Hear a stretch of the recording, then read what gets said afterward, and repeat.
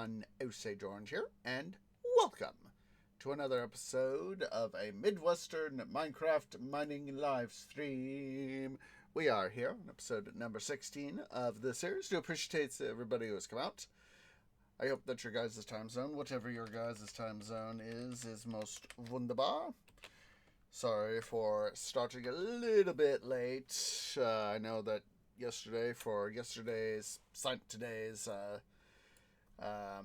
City Building Saturdays episode, I said I was hoping to start sometime between 9 and 10 p.m. U.S. Central Time. However, I got distracted putting up clean tree bark. I had to do some fairly extensive amounts of stuff, and I just, in addition to, like cooking dinner and all that, I just got so freaking distracted doing, all that stuff that I was like, I wasn't paying too much attention to time. So when I just not long ago finally looked at my thing, I was like, oh geez Louise, I need to be doing Minecraft. One of those moments of you realize that, hey, you're supposed to be doing something, tree. I didn't get all my clean bark filed away, but I still have a bunch of it I gotta worry about. But at the same time, I did at least get something done, and had a decent time doing stoofs for that sort of thing. So, of course, as usual for our Minecraft mining live stream, we will, of course, be doing, as I said, the pretty self-explanatory dealio of mining. Let me go ahead here, get main screen up. I just switched over our difficulty to hard, so let's go ahead here. Gather up my shulker boxes.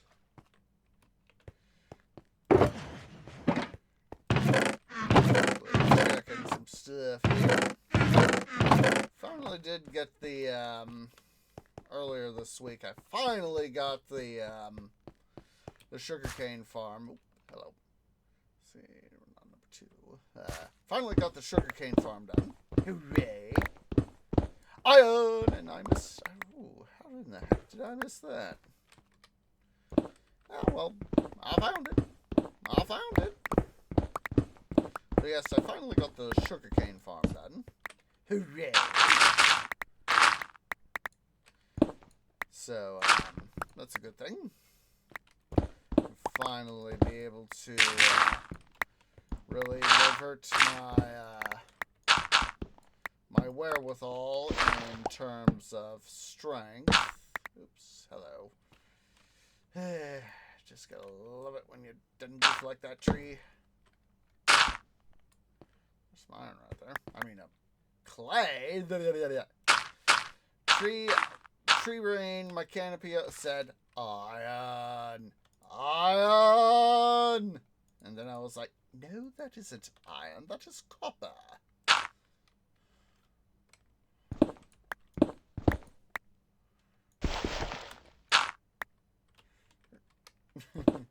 So yes, tree canopy said, iron. No, that is not iron. I need the iron. That's part of why I do my stuff. As I've said before, I find mining in this game to be therapeutic. Yes, there are times where it's literally driving me crazy trying to get stuff done, especially if there's, an extensive abandoned mine shaft. It's like, gosh darn it, why do you have to be so freaking extensive? You turn a corner and you think, hopefully this is the thing, and you find yourself in front of another three-way junction. You're coming up the fourth leg. And each of those things has, in some capacity, another junction. Ugh.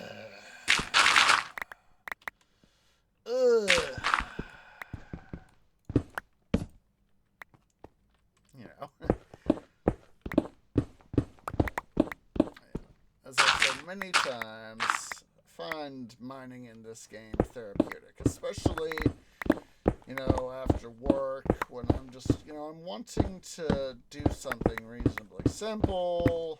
You know, there may be other stuff for other games that I have to do. I know.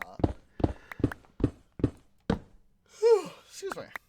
Get some goat juice.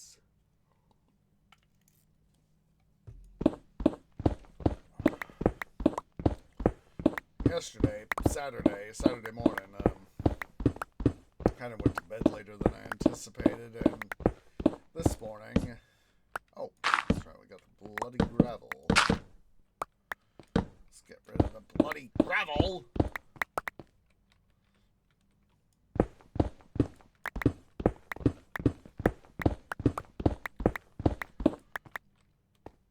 I didn't get quite enough sleep, I think, because I was still a little bit tired when I woke up. And today, Sunday, oh my goodness. Oh, iron! I did not sleep well at all. I was busy tossing and turning in tree bed.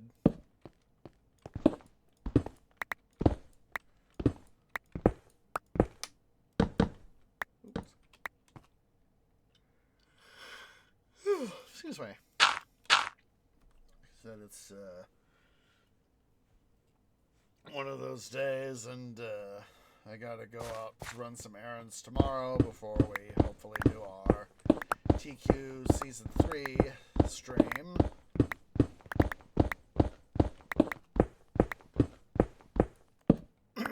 Excuse me. Oh yeah, it's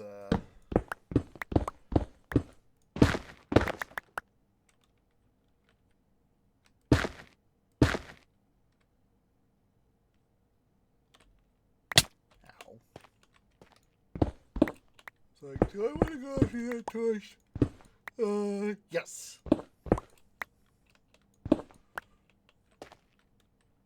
One of those moments of yes.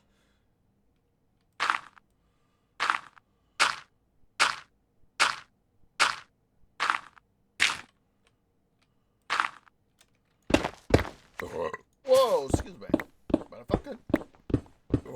Whoa, excuse me again, but it still felt good. Alright, I couldn't resist. I could not. Whoa, hello. I could not resist. Oh, hello. There's a Skelly. Oh, Mr. Skelly.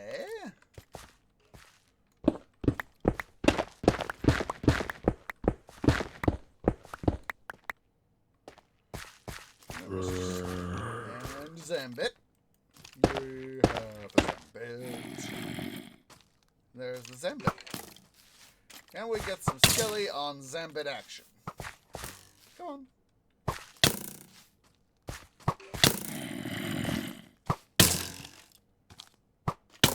Come on.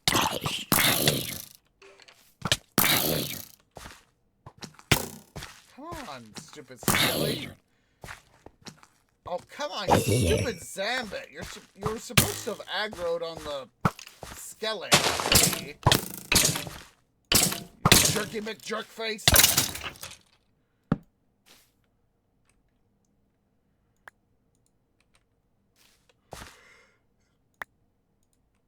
Look at the boards. Sorry, I had to make a Monty Python reference there. Actually, you know, speaking of Monty Python, there was, for anybody, I know I've talked about heists before.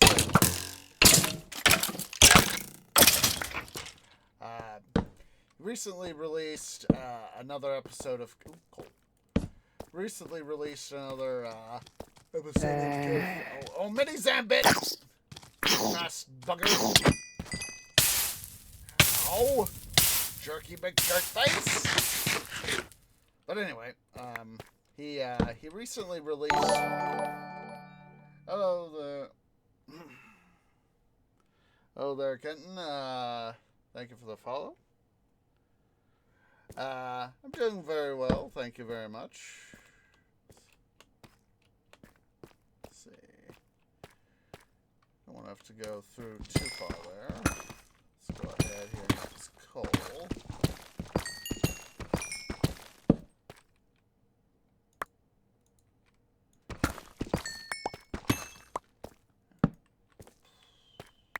There we go.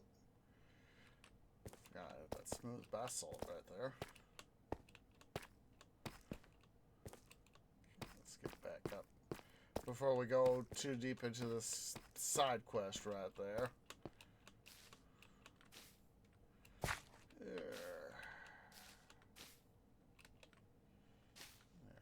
is our thing right here. So, hello there. A little bit of copper.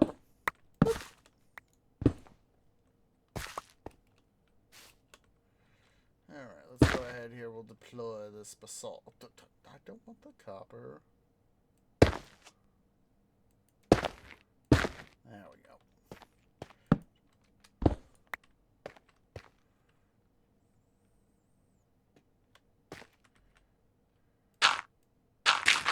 Oops.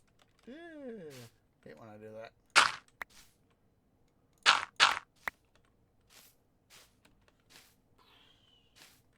Yeah. Hate when I do that. Just trying to get my stuff and just go that.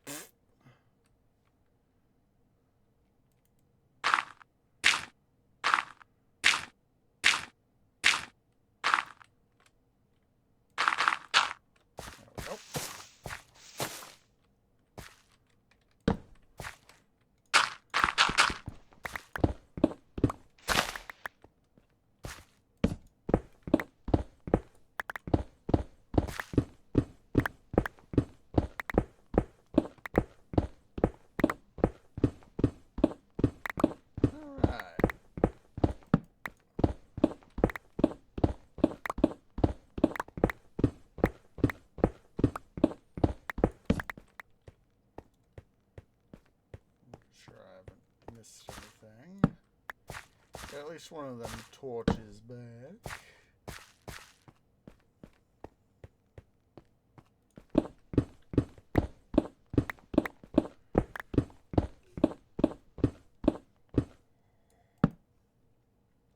Oh yeah, I just remember the spam thing. I was like, wait a minute, I was talking about something and I got distracted. It's K37 Kitchen, and he was talking spam. Let's see, Heist K37 Kitchen.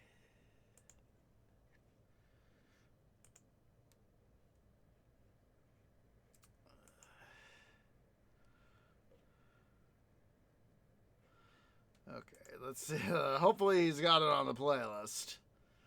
Come on. Nope. Quickly get the cobble before it despawns. I'll just pull it up on his thing here. Videos. There we go. But yeah, it's I made a comment saying you know, is that the I've only seen a little bit of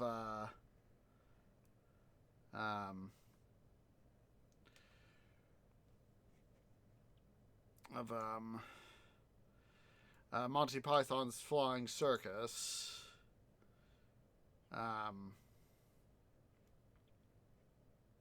And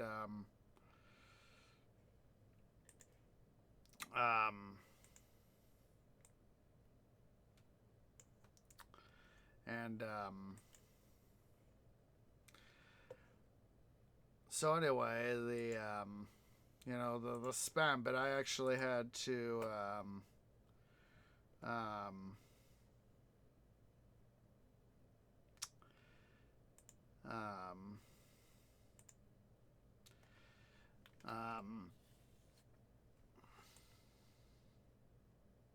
look it up, you know, the spam short, because I only seen, like I said, I've only seen a few little bits and pieces.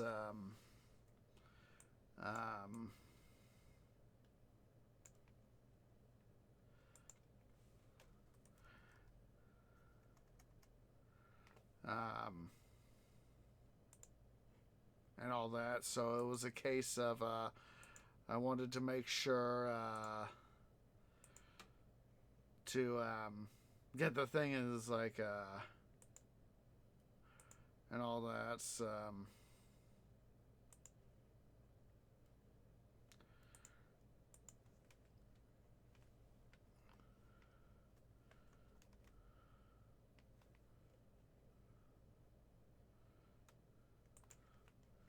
And all that. So just a sec here, guys.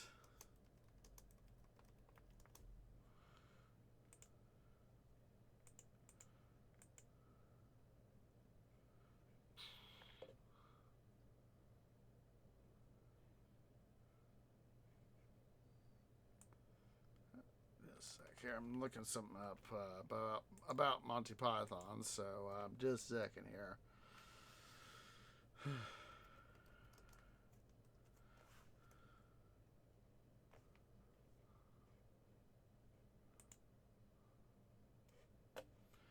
Something to see.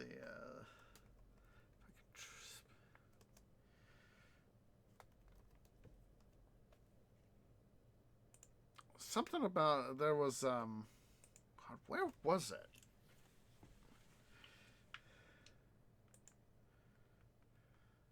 There we go. I had to look it up on the Wikipedia article. Is that's what I was thinking about was on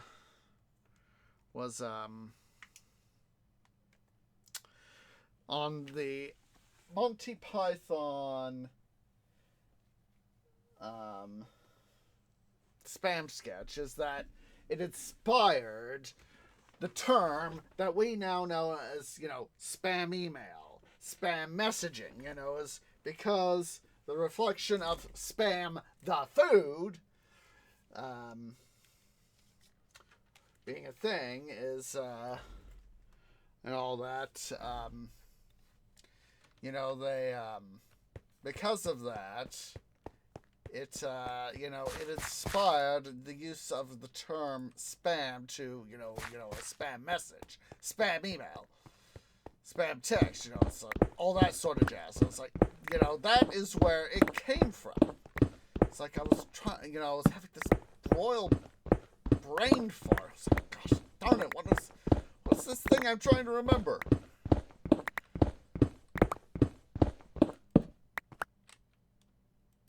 And I was like, just looking it up on the Wikipedia article there, I was like, that was it.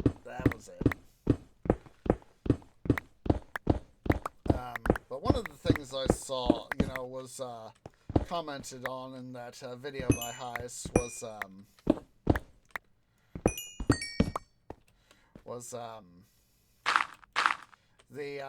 one of the clips I have seen of Monty Python's Flying Circus. That was their TV series before they did their movies. Was the Ministry of Silly Walks.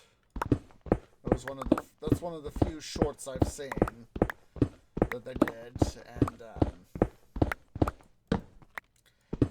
it's worth the lulz. And the bits I've seen of their show through their YouTube channel, mostly, Tree Parents were exposed to it. I don't remember when they said exactly off the top of my canopy, but it was like friends or family members or something like that. And they said, it's Tree Parents. They have a sense of humor, and watching the Monty Python sketches, at least in the movies, I was like, this is definitely where they've gotten some of their humor. Of course, it's that sort of humor has impacted me. So. Actually, the Pythons, they do some of their humor is rather crude. Like in Meaning of Life, they've got the Mr. Creosote skit where this morbidly obese guy comes in to eat, and he explodes because he's too fat and he's eating too much, and this is just one of these things. At least it's some of this childish humor. Let's see, 1, 2, 3, 4, 5, 6, 7.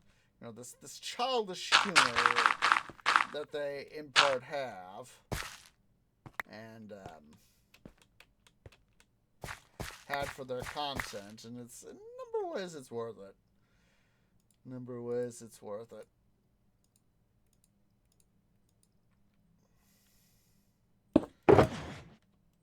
And of course, Heist, as I said, is referred to, made some references to Monty Python and some of his other stuff, and so obviously he thinks it's obviously Heist has to have a certain sense of humor to be where he is, to have gotten where he is,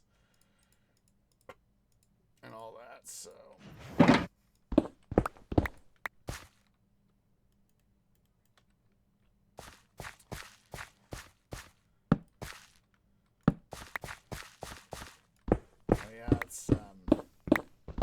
They've got some fairly interesting skits, Monty Python. I think it's only a couple of the Pythons are left. Oh, that's the one thing I remember. Just remembered. The Python programming language is in parts, is in most part actually named after the Monty Python. So.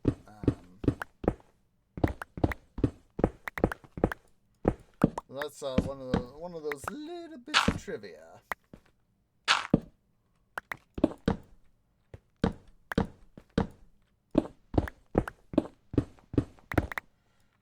I honestly love little bits, tidbits, trivia sorts of things, because you aren't always going to know everything,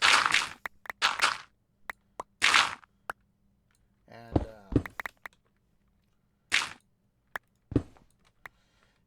sometimes, a little bit of oddball information can go a long way.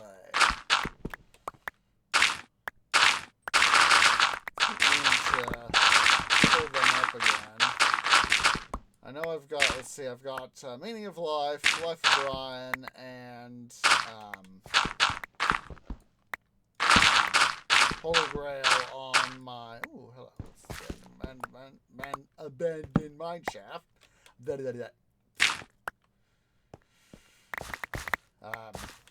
I've got those 3 movies on DVD. I honestly, oh, hello. Inadvertently walked off the thing.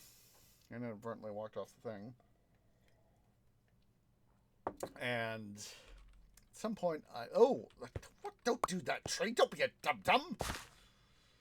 Wanted to do this, not that. Don't be a dum-dum. But anyway, I need to rewatch it. I was talking to one of my people at work, one of my coworkers, and we got to, somehow we got to talking about Monty Python. I mean, the guy's seen it, and he thinks some of that humor is quite good. Obviously doesn't agree with all of it, but, thinks some of it is quite good. Ah, geez Louise, White Cat. Just a moment. He wants it.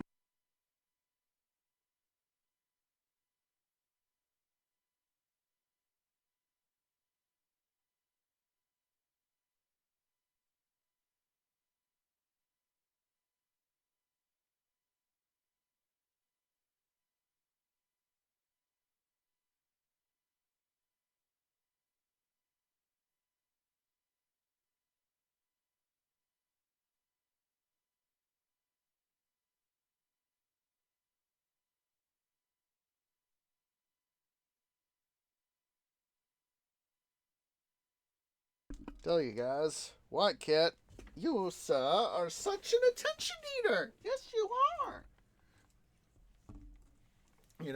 First you want out, then you want in, then you want back out, then you want back in and out, in and out, in and out. That's all you seem to want to do at times. is do just all that and make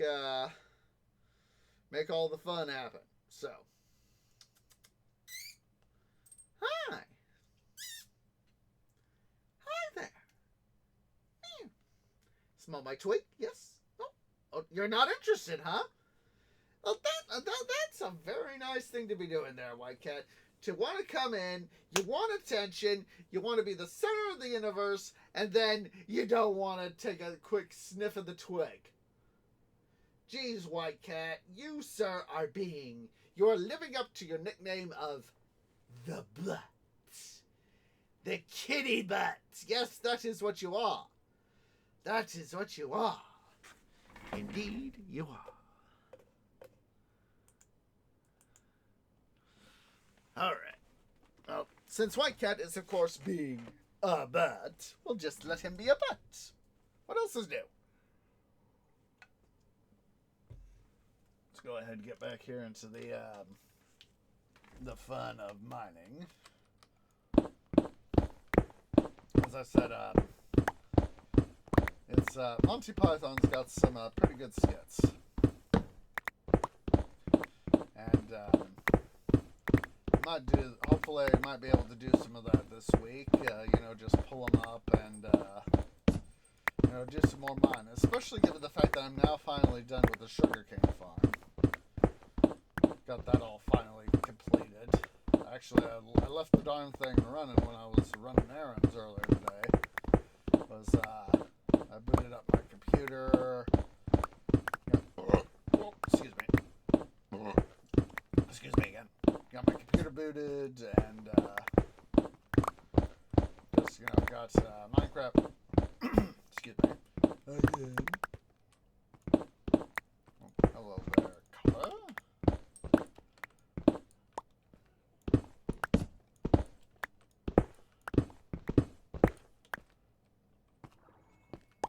We got what's it nearby?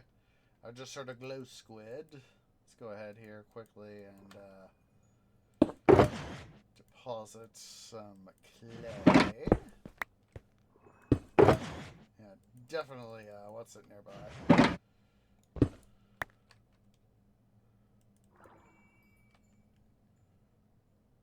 Some sort of underground what's it?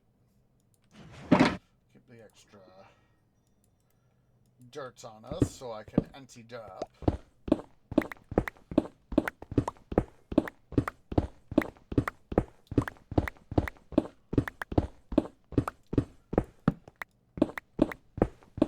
Yes, back in the day, some years back, of course, Tree Parents decided to give me a little bit of education and joke and funnery and say, it was one of these situations where I was like, okay, Tree and Tree Bro, it's like, we got exposed to this at some point. And, they went into the details of all of it, and figure let you guys have some fun with Monty Python, and they got the movies for us. So, of course, it's not that I don't mind not watching their show. It's I found that I actually like the movies.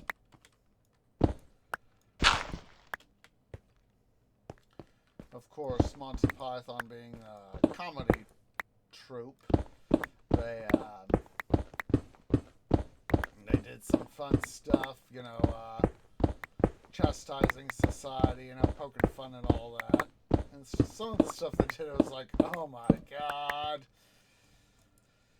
Back when they produced the films back in the 70s and 80s, it's some of that comedy is as relevant today as it was then. Some of the jesting that they did, and some of my coworkers, when I've talked about Monty Python, it's like, yeah, we can now. They are, through whatever means, also aware of Monty Python, and say, yes, now some of your humor tree makes sense.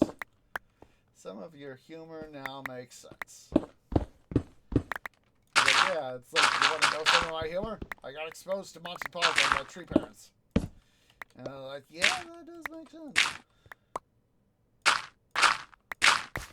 Oh, hello. I forgot about that.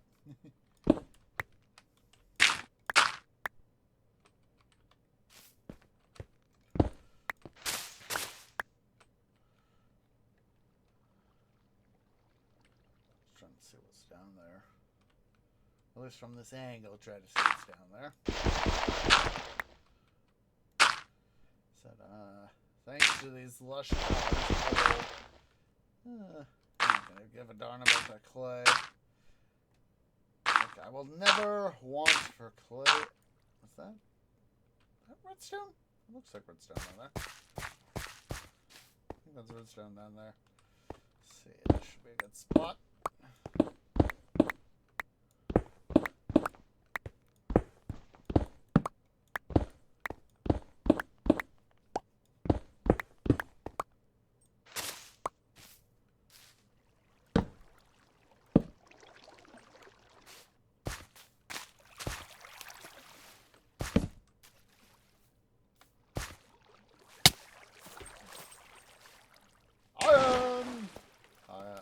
And gold.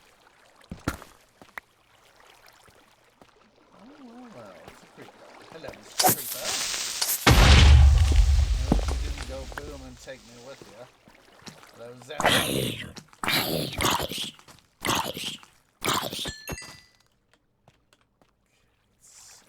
Somewhere over here, methinks. Did I see that? Ah! I want to be going down there. Not if I can avoid it.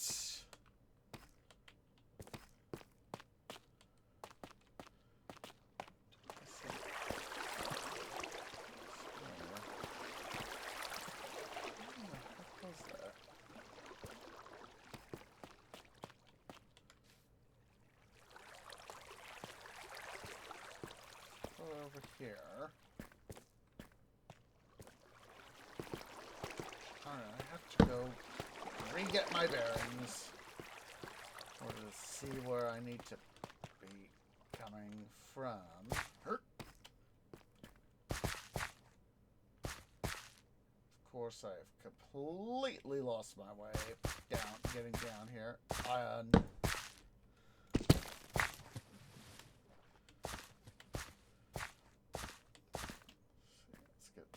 Maybe it's up there on the next level up.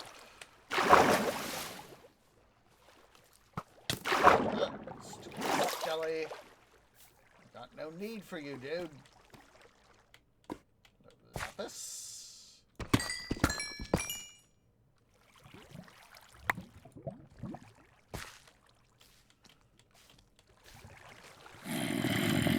I see you, Zambit. There it is. There it is. Time will come. You're lucky that you're saved by that water, Mr. Zambit. Bet you're not safe from my sword.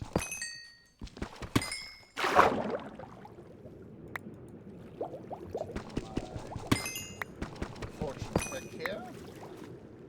Make sure that we get the new stone of redstone. I do need it. And completing the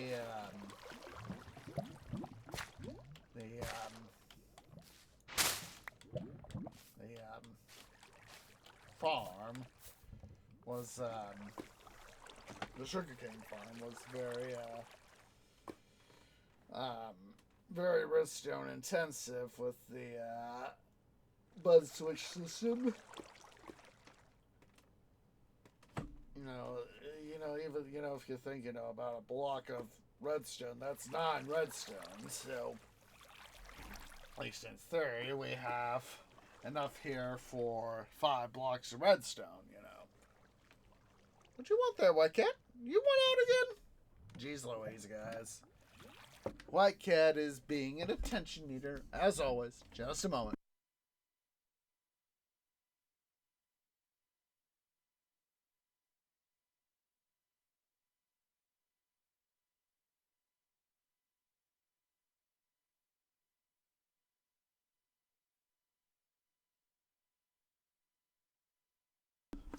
So yeah, it was a very redstone intensive project. Very much an iron intensive project. Wood intensive with needing chests and hoppers. Just a metric butt ton of hoppers. And all that stuff. So let's see here.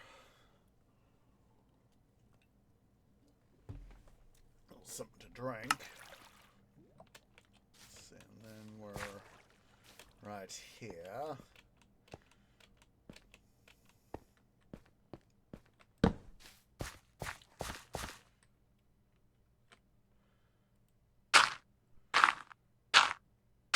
Go ahead and get our stuff here. Our breed.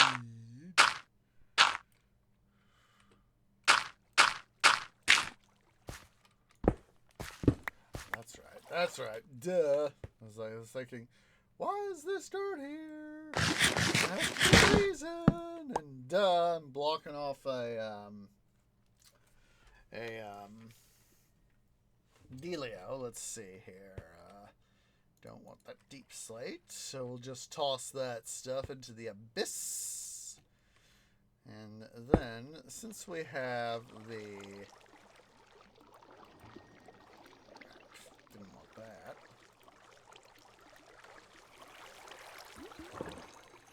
I hear you there, Mr. Glow Squid. Excuse me, but it felt good. Mostly don't need the rotten flesh, so I'll go ahead and toss that too.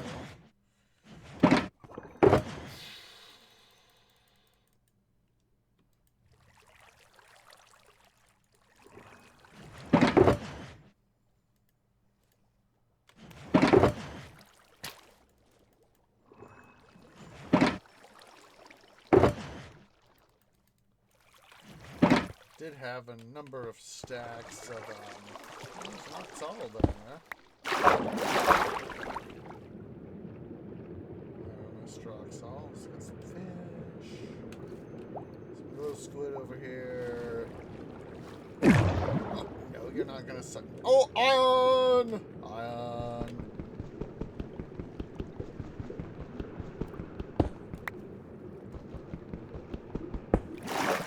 So I can have a get a light source right there so I can see.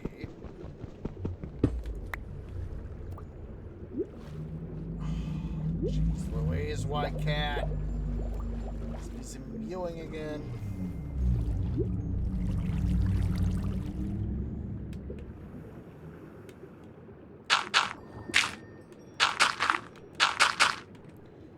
Okay. There's that. So we at least have a basic work path, landing path there in the work area. Go squid. Give me your glowing sun. Go. You're glowing, Mr. Glow Squid.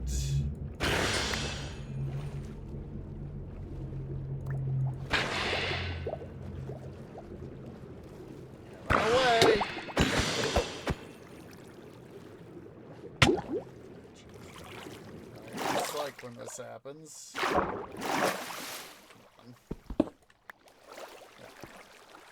This piece of farm right here. Hello. Ah! Just like when I there we go. Oh, go into the there. Just a sec, guys. I quickly gotta go use the little trees room. BRB.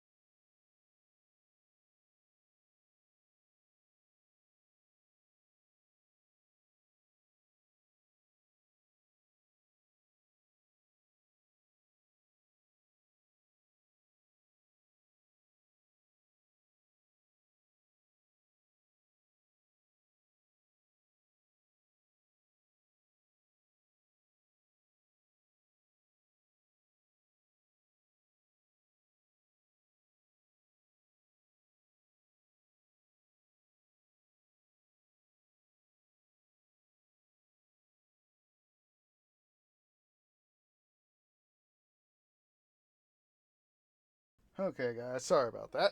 But White Cat decided to wander back into my room while I was momentarily AFK. Hi! Hi! Hello! Hello, White Cat! Is that what I think it is? It is! It is! Okay, guys, here we go. It's time for some White Cat Jet Engine.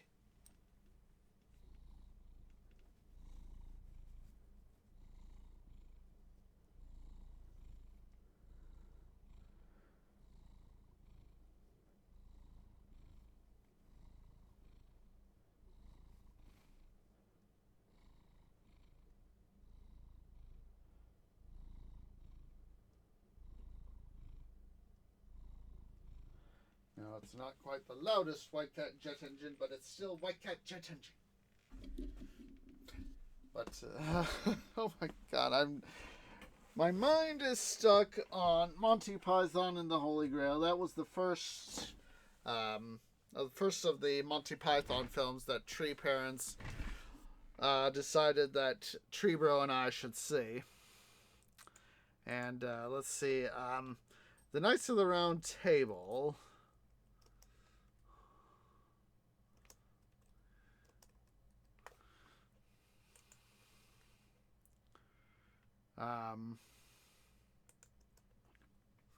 There we go. Let's see if I can't find, let's see.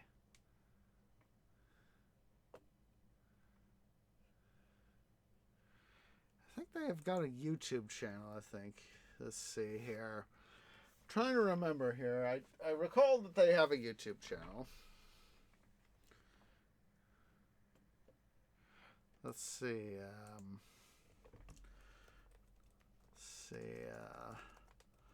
Monty Python. There's Holy Grail. Meaning of Life of Brian.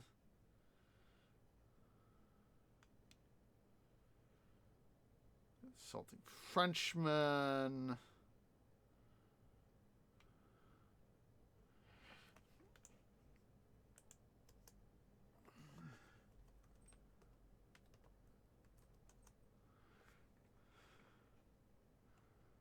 There we go. It was like, I thought they had an official YouTube channel.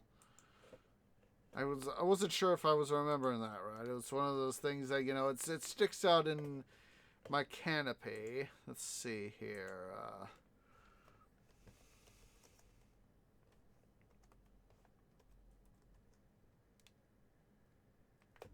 Let's see, there's Meaning of Life.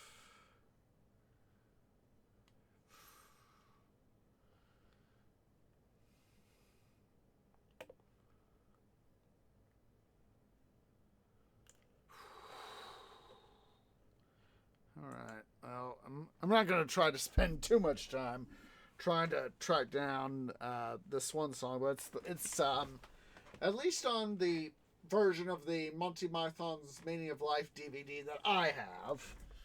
And Tree Bro got the one that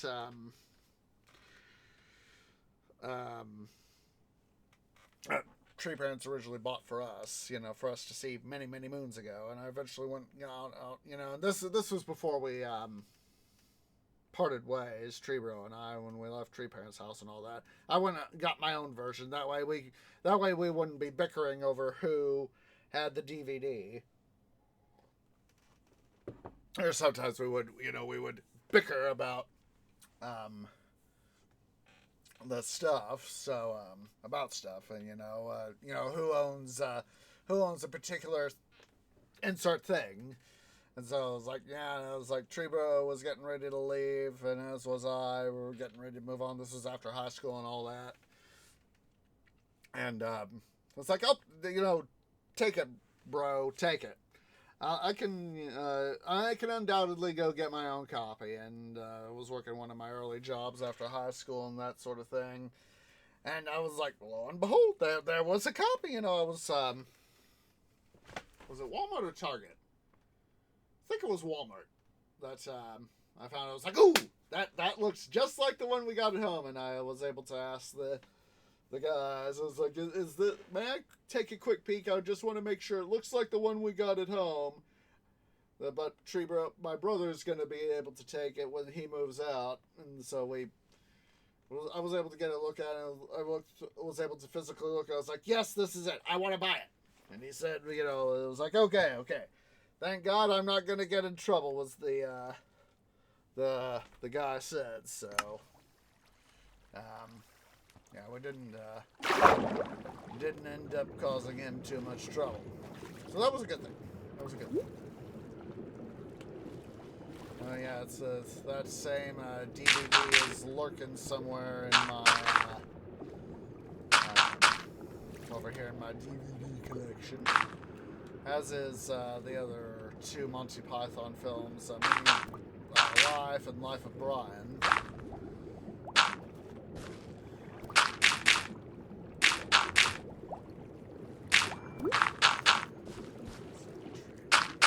Dirt block there, but I did. Oops.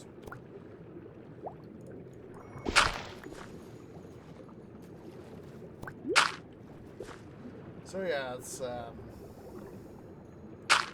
eventually also got Life of Brian and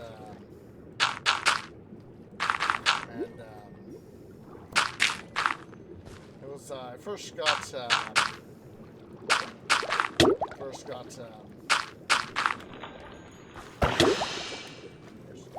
squid.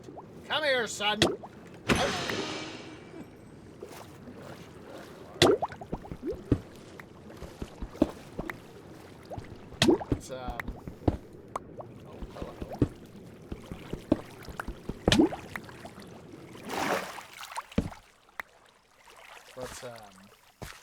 What's in this sort of area? Hooray! The second movie that I got to see was, after had a little bit of a fill of meaning of that is Holy Grail. Got Meaning of Life, and then at the same time also got Life of Brian. I feel that. And then this, of course, just my opinion. I feel that, I think that Meaning of Life contains some of Monty Python's most profound, not only some of the most profound skits, but also some of their best skits, but also some of the most profound, intellectual sorts of things that they ever made. So, but that's just my opinion.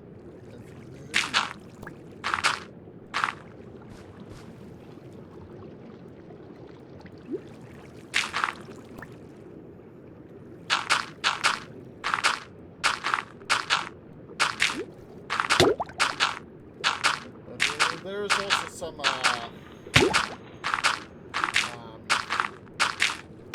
good stuff in Life of Brian, of course. Holy Grail. Like, one of my favorite little bits in Life of Brian is the hermit who's sworn himself to a life of silence. And of course, when Brian and his horde of followers that he's initially managed to collect up come romping around where he's living it more or less in his self-imposed exile, make him break his vow of silence.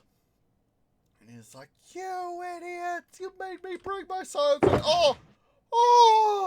I spoke again! And there's iron and gold right over there. It's the way tree getting distracted. But anyway, and then he's like, "Oh, I spoke again!" And of course, it eventually becomes a case of, he's just, decides, screw it, I'll just some ways. Through some parts of the film, it does that.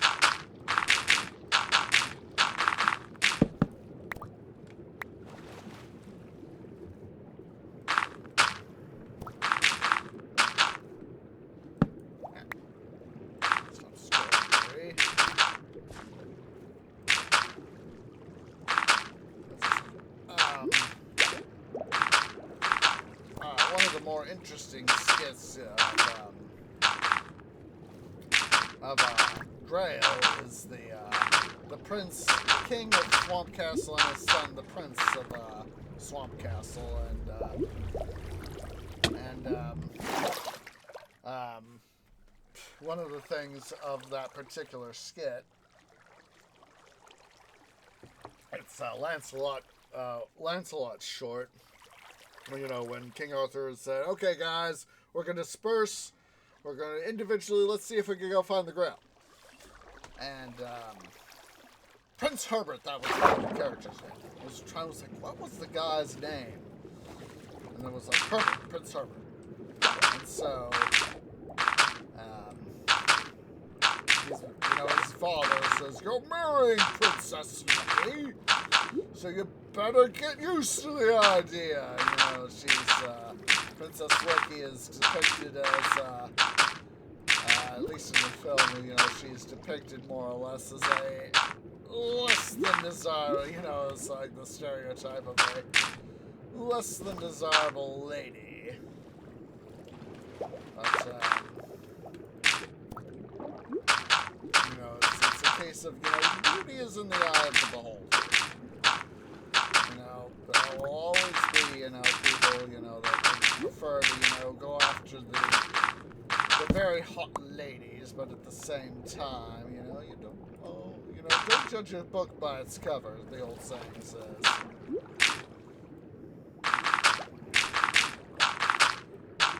Getting on to the topic of books,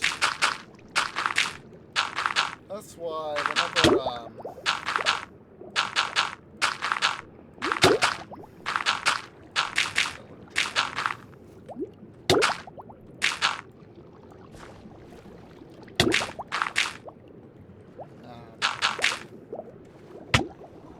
that's why I like to, whenever I'm going through like a bookstore, whether it be, a place like Barnes & Noble or a used bookstore or something like that.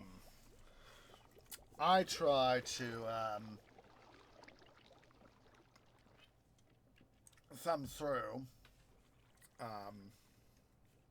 If it's a book, it's like, if it really looks interesting, I might buy it. Or if it's something, I'm not sure about, I'll, at least try to write down the title and author or take a photo and look it up and see what their bibliography is, see what else they've written. And,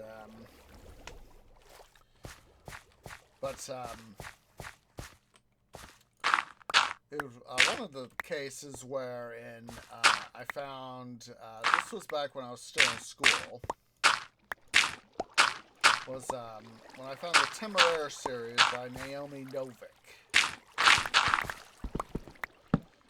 Basically, that series features Napoleonic Wars with dragons. And so I had, at the time, I think I told the story. I may not have. I'm not sure. Anywho, Tree Mom was, I needed to go to the doc to have my annual exam. The tree doctor to have my annual physical. And, I needed to go see the doc and all that. And, Tree Mom, she had to go run some errands. She was like, "Okay, Tree, what I can do for you is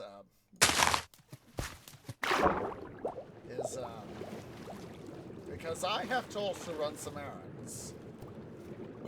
What I can do is I can take you to the dock. That way, neither of us is left without a vehicle. And, just, I'll drop you off, go run my errands, and we'll go from there. Just give me a call. You got your cell phone. Give me a call. The dog gets through. Say, hey, Mom, it's Tree, bro. It's Tree. Ready to go. And all that. And I said, okay, you know how there's this one bookstore just down the street, yeah? And she was like, yeah. She knew what the bookstore was, the bookstore down the street. So I was like, you know what?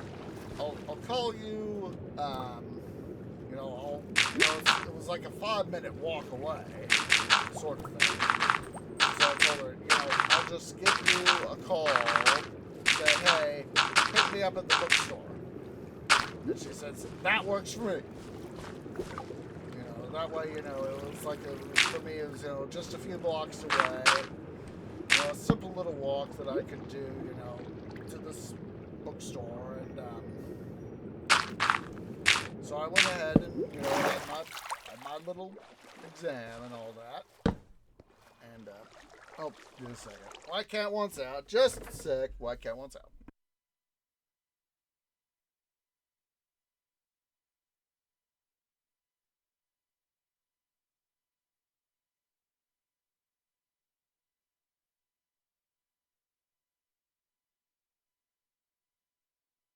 Silly white cat. He of course is being such the frickin' attention needer.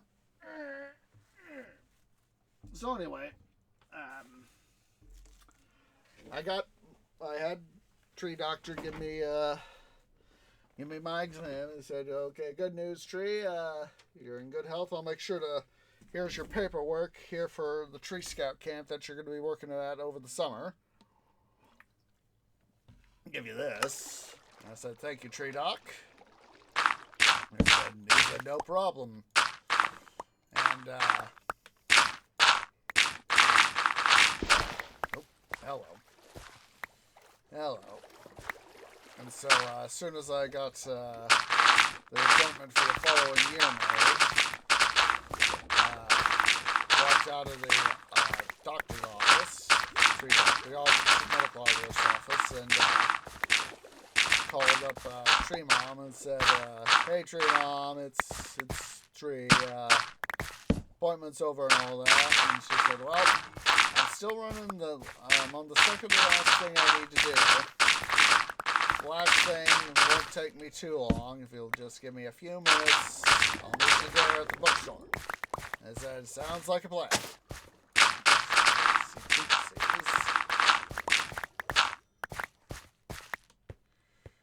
And so, I went on down to the bookstore, and,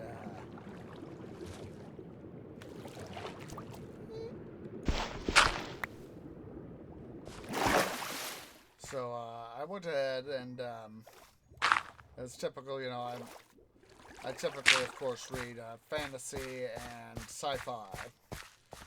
So, this one bookstore, they had the fantasy and sci-fi sections were adjoining sections, so it wasn't too hard to be able to go to that part of the store. So I did. And I started thumbing through stuff, taking a look-see and all that. And of course, the series that I found, one of the series right away, was a new release. This was it was 09. I was trying to remember if I was remembering the year right. It's 09.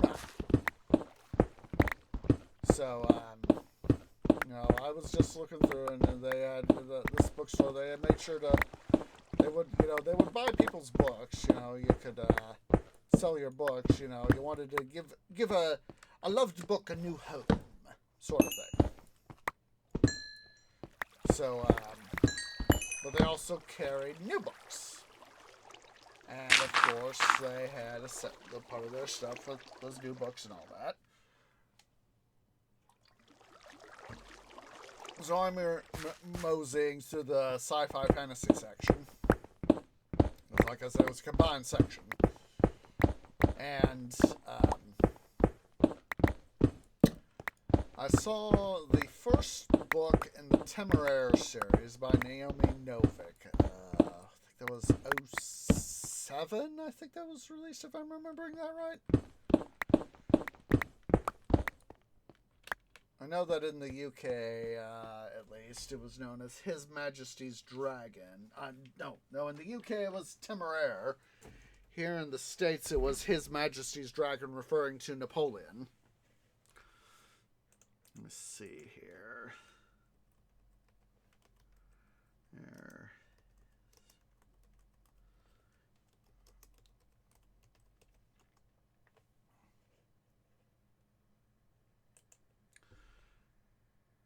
Oh, 06. Okay, I was off by a year, but I was close. So the series have been, of course, 309. You know, the series have been going on for several years now. So yeah, I was like, I looked, I started, I saw the title. It was His Majesty's Dragon. I actually still have the book with me. I've had most of the series in paperback, but I've sold it off, most of that series off. I've still got the first book I bought, however, back in 09, because, like I said, I've made more or less the transition to ebooks. Don't get me wrong, physical books are good. I'm actually reading the Blending by Sharon Green. Let's see here, if I can pull that up. Up. There we go. Unfortunately, at Barnes & Noble, I prefer Barnes & Noble as my ebook vendor. I try to stay away from Amazon in this regard for Kindle stuff. And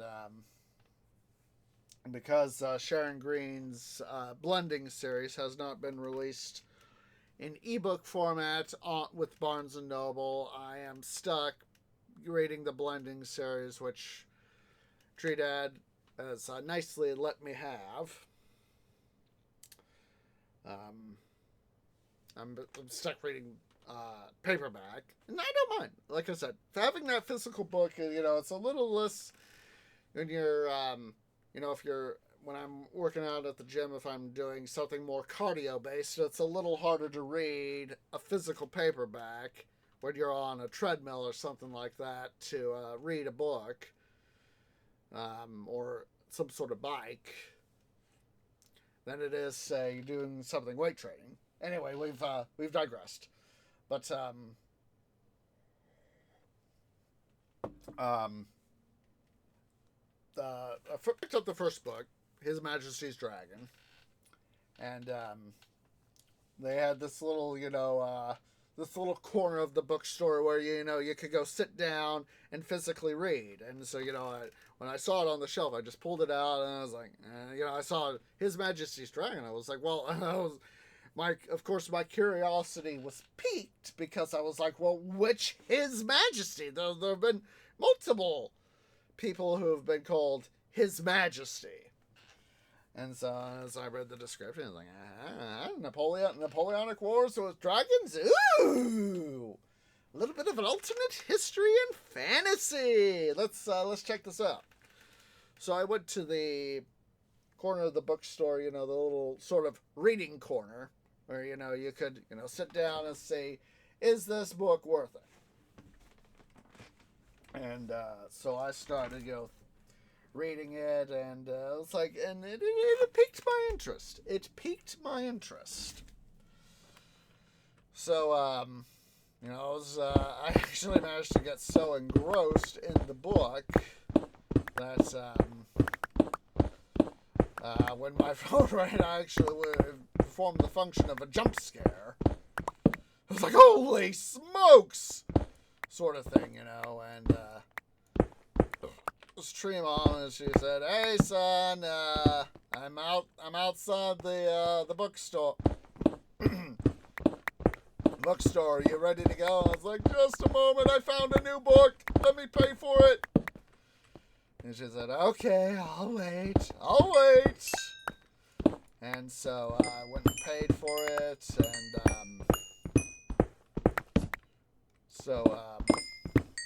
paid for it, and took it on with me, and I voraciously read it, and I was impressed.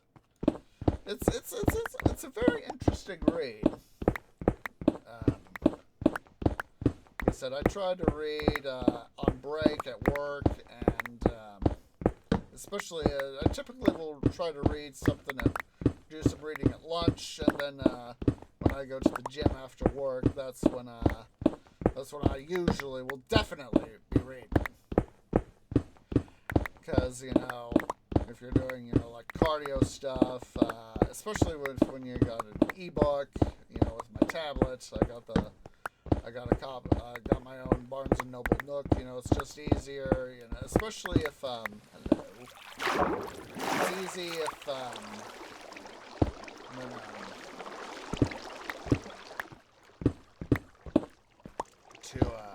especially if you're doing cardio, to have a tablet, just to be able to you're doing whatever it is you're doing, treadmill, exercise bike of whatever nature, not necessarily a rowing machine like the gym I go to, the Planet Fitness gym I go to, which is it's a nice sized gym given where I live and all that, but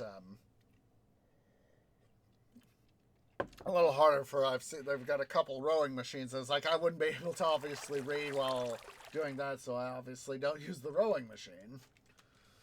But, of course I don't goof with that. But,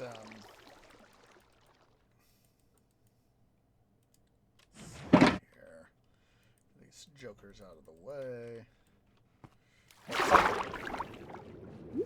For me, at least, it's with an ebook, with my tablet, it's just easy to, put it somewhere on the machine, and then, have it, just sit there, and, have it turned on and all that, and just be able to, flick pages along, as you get to read stuff. So anyway, over the first couple weeks of tree scout camp back in 2009, I was able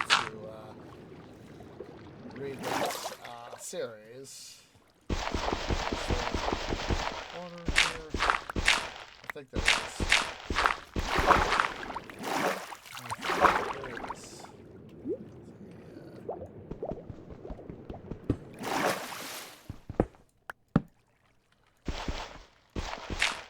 We'll see. But anyway, over those first couple weeks, getting camp ready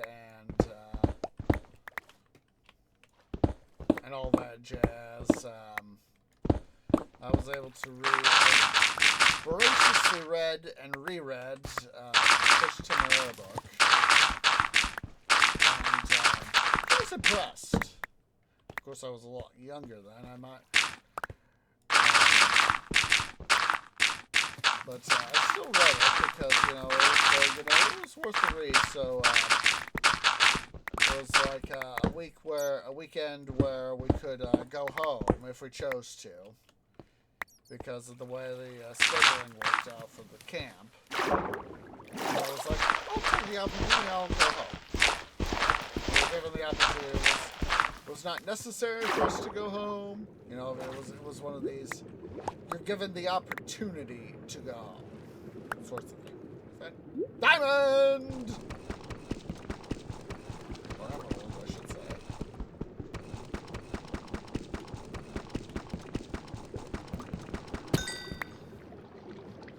But, I went ahead and took the opportunity to go home. And, there's mine down there. Come to Daddy.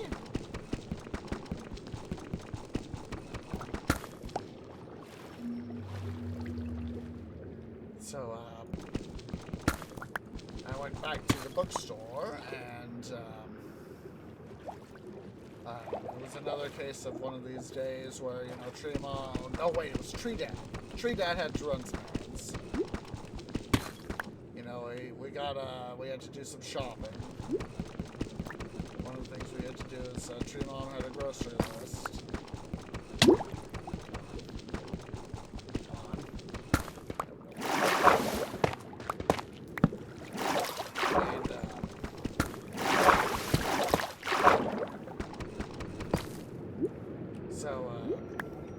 Tree Dad had to go do some errands, one of which was grocery shopping. Tree Mom had to do some other stuff that day. She wouldn't have the time to be able to go do the shopping she wanted to be able to do. That was okay. It's like Tree Parents said, sometimes you gotta do stuff that doesn't seem to, it wouldn't seem to be done by one person, the other person has to do it. So,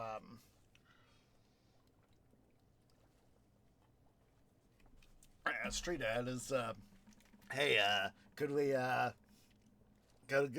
to the bookstore that's not far from the medical arborist's office? And I said, I'm willing to help. Help with the errands and all that, the shopping. We had to go to the grocery store to get some stuff. It's part of the errands. And I was like, yeah, sure. If you're willing to help with the groceries, I can tell you, you gotta, whatever you buy, you gotta pay for it yourself. You're working your summer job. I was like, yes, Tree Dad, that is the plan. I will buy the stuff myself. That's one of the things that we had to do as part of this was actually, I was given actually my paycheck, my physical paycheck. And of course, Trina was like, good. You're showing responsibility, son. Good job. So, we went ahead and he dropped me off and bookstore, he said, it's like, I should be back in about 20 minutes or so, give or take. Hope you will be ready by then. And I said, I should be. So, I got to the fantasy section, and of course, right there it's not merely His Majesty's Dragon, but the second and third books of the Temeraire series. Black Powder, second series is Throne of Jade, and the third book is Black Powder War. I was like, oh, wunderbar! They're the second and third books, because I looked it up, it was a continuing series, so,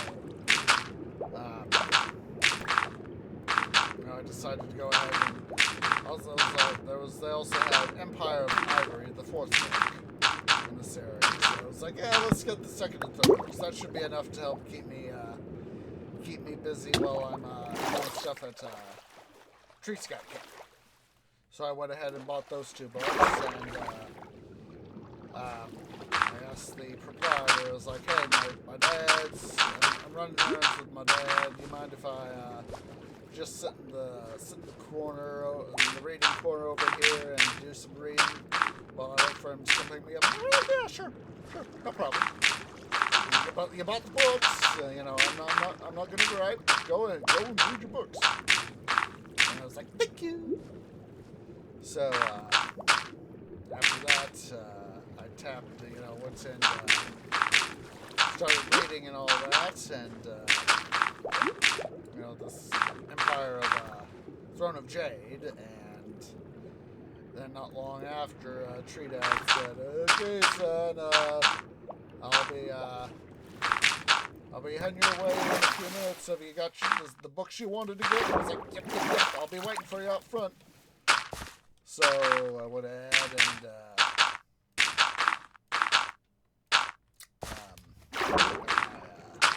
myself to get put together. I thanked the vendor. Said, thank you. I found this series, last month when I went after I went to see the dog, and it's like, yeah, I remember you coming in for that. And I hope you've been enjoying it. Oh, I have. And, well, that's anything the vendor said. Oh, that's good. That's part of the reason why I love being in business here. Is I love seeing people finding books and oh, this is a book I like. So it was a good thing. And so yeah, I've enjoyed the Temeraire series. Later books, they're interesting in their own way. Let's go ahead here, block this off, simply because it'll be easier later on when we come through later to not have to worry about it. And so, when that tree guy picked me up not long after, he was like, "What you got there, dude?"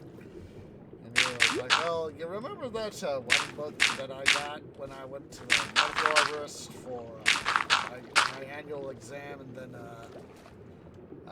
get the stuff for so I could work Tree House Camp?" And he was like, "Yeah." I was like, "Well, there's a lot more to this series," and so I did a little bit of explaining to him. I was like, "Oh, that's something. I'm glad I'm gonna have to borrow this from you at some point." And I was like, "Yeah, sure. When I get done with reading it at his next couple books at Scout Camp, Tree Scout Camp, I'll make sure to let you borrow it." He's like, "That sounds like a plan." So, come on. So,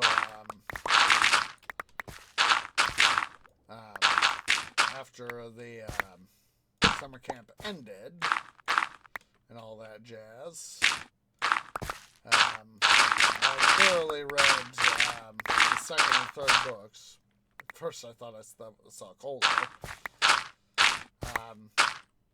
I found myself wanting to get the fourth book, Empire of Ivory. Like I said, it was one of these cases where just read little bits and pieces, and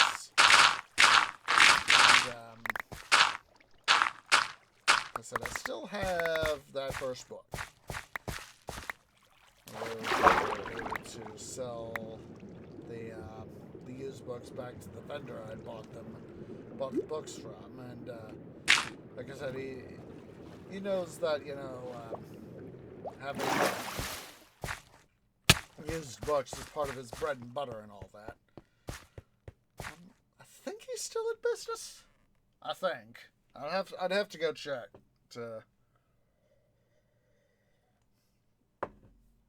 I think he's still in business. But anyway, we've had a very, very long tangent here.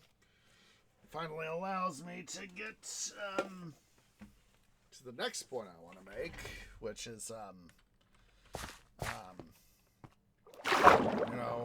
I've been to places where, they, when I went to visit Creative Ant and a business partner in arts 3 years ago, it'll be 3 years ago this year, in a small town, USA. It's, these, small regional towns for and all that jazz. But, enough, it's a fairly decent sized community. I'm not going to disclose it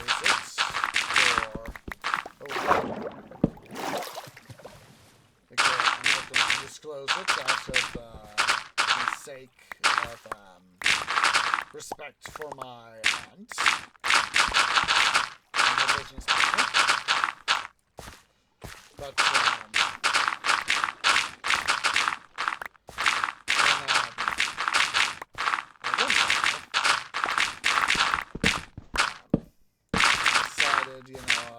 mostly the times that I've been down there is to visit her and other family that visiting her at the same time.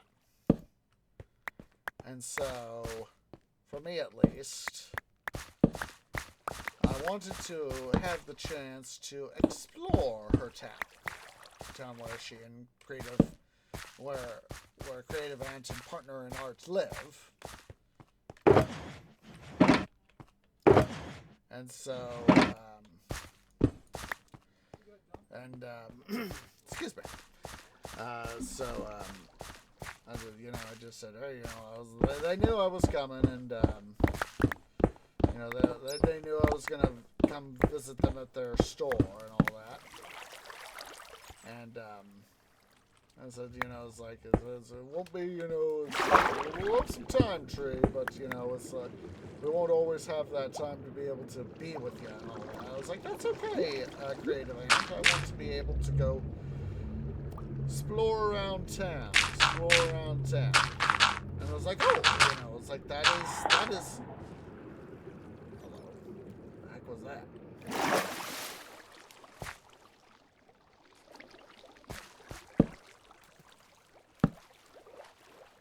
And so I had done some research looking into places to visit, and there were several, again, like the original place that I got the Temeraire series from. There's, several small bookstores in the area, in the region. And so I was like, ooh, hello. So I went ahead and explored, and that is where I found the Sarah Bohol series. Just a second, I'll get for you guys. Just a second. Excuse me. But it felt good. It felt good. Okay, let's see. J.A. Pitts was the author. That was it.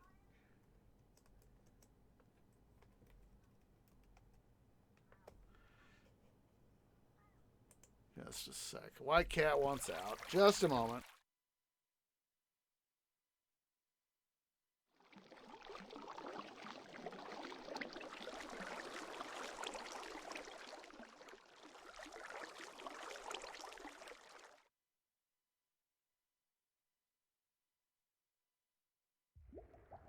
All right, sorry about that. So, his the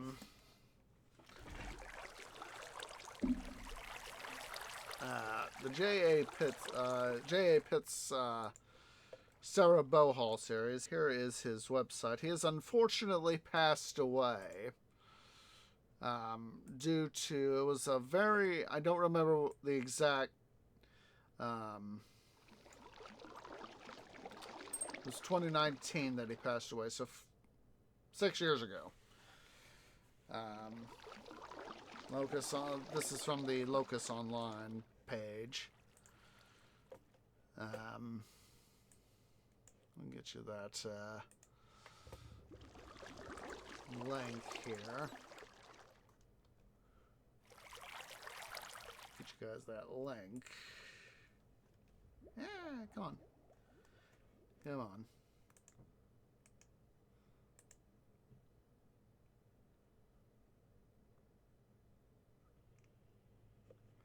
But he had it's some very, very rare medical condition. Let's see. But yeah, it's he had a very rare medical condition, and I don't remember the name.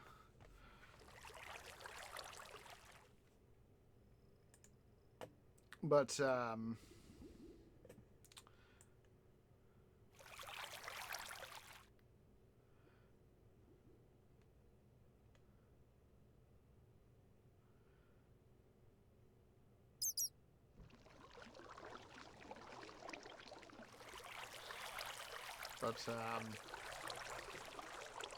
basically it follows a let's see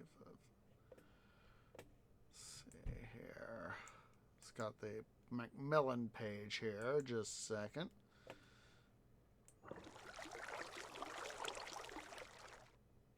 It's got more than just that. It's like 5 books. There's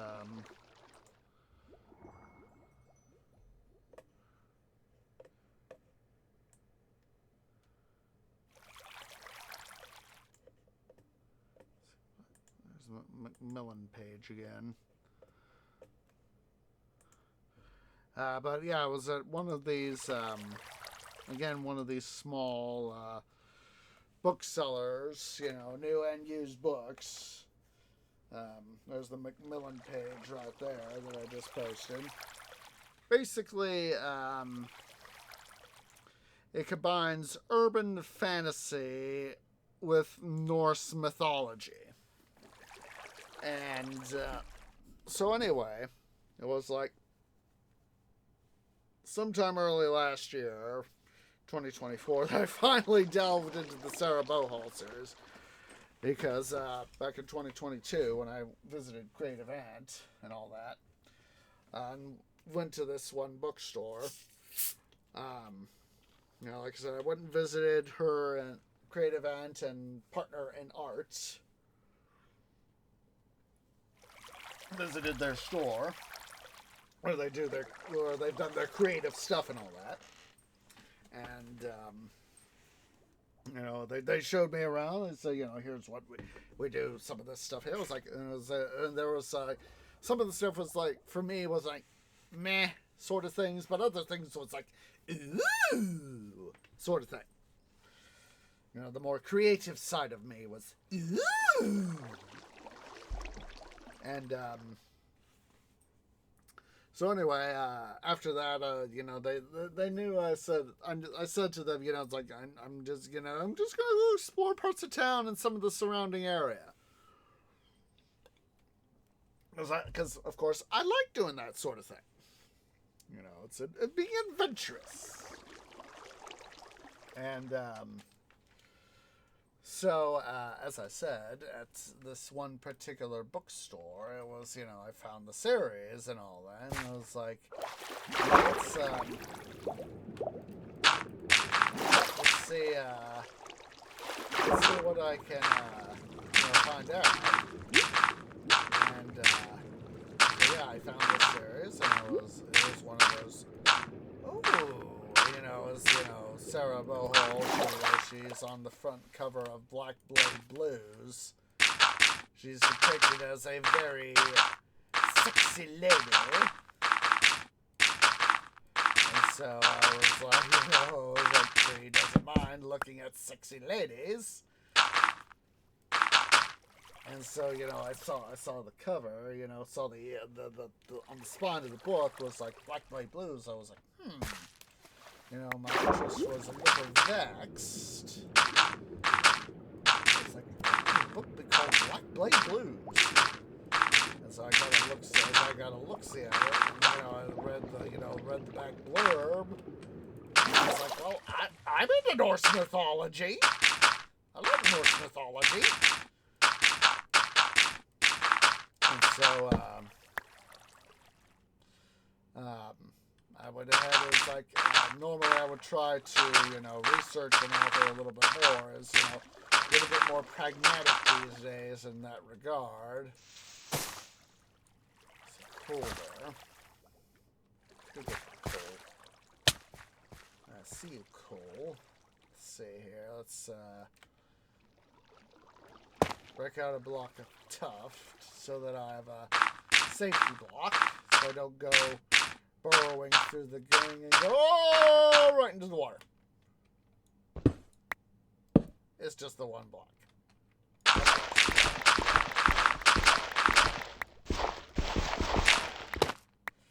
So yeah, I finally got into reading the book. You know, I picked it up at the bookstore, and the proprietor said, it says you're from these parts, you have a slight little bit of an accent, and I'm from the region, you know, it's I explained where I was from and all that. I was like, oh, so you're regionally local, sort of thing. I was like, yeah. And I was like, I'm visiting my aunt who lives here in these parts, and her business partner and all that. He said, well, welcome. Thank you for stopping by.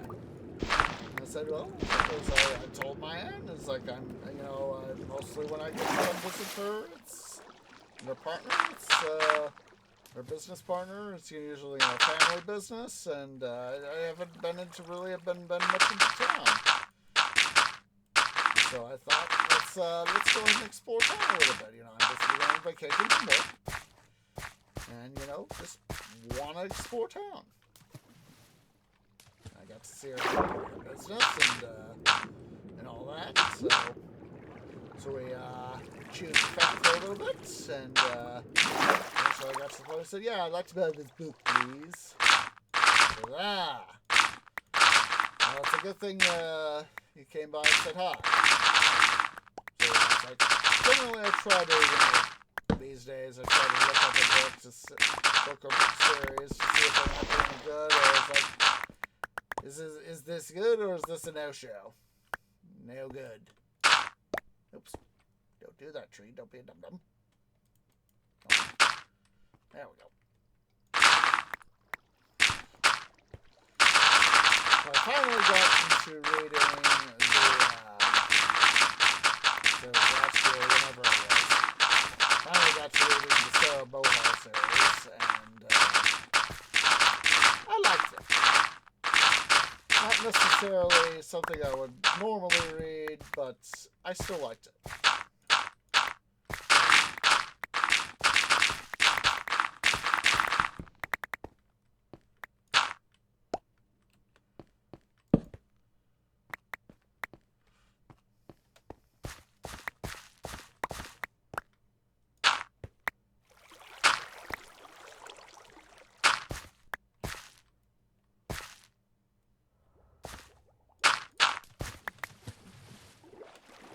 Just dump the there.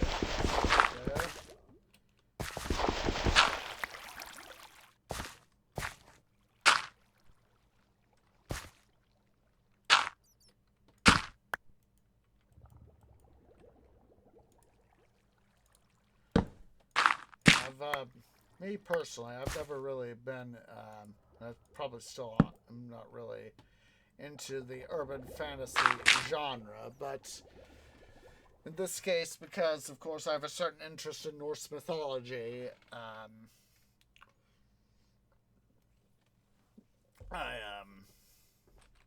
decided I'd read the series anyway, and like I said, it was interesting. A certain different little take on, a certain different take on Norse mythology.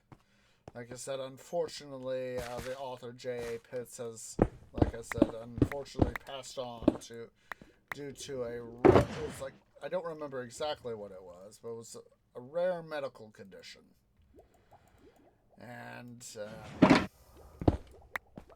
it's, part of me does find it sad, that, it was like 5 books in this series. Black Blade Blues was the first novel. And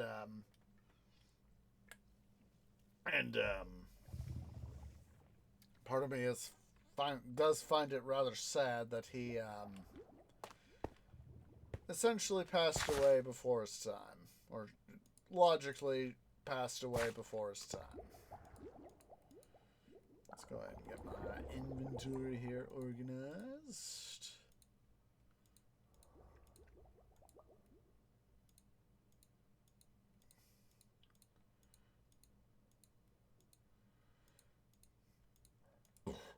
Like I said, back in 2016, when I got to meet David Weber at SoonerCon in Oklahoma City, I still, it is ingrained into my canopy when I got to meet him, when I first saw him with my own eyes. I mean, I knew what he looked like, or at least I had an idea of what he looked like.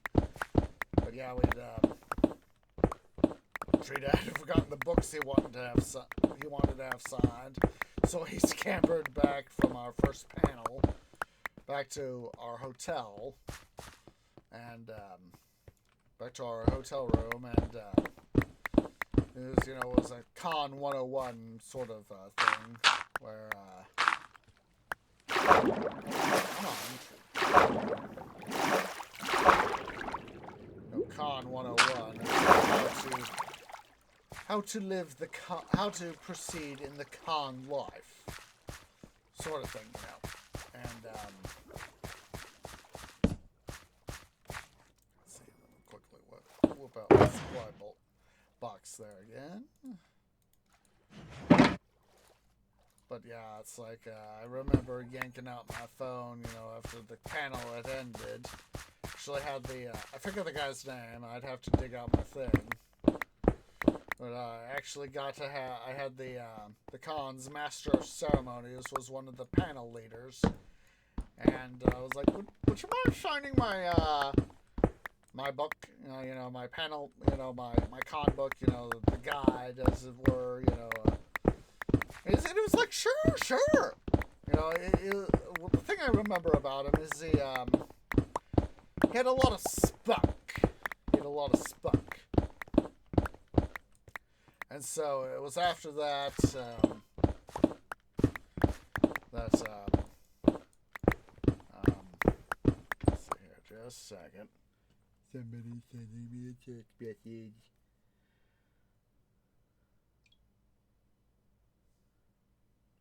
Oh. Tree Dad just sent me something.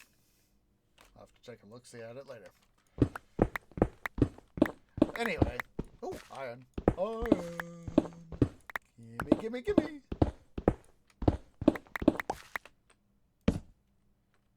Jeez Louise, White Cat. Just a second. White Cat wants out again.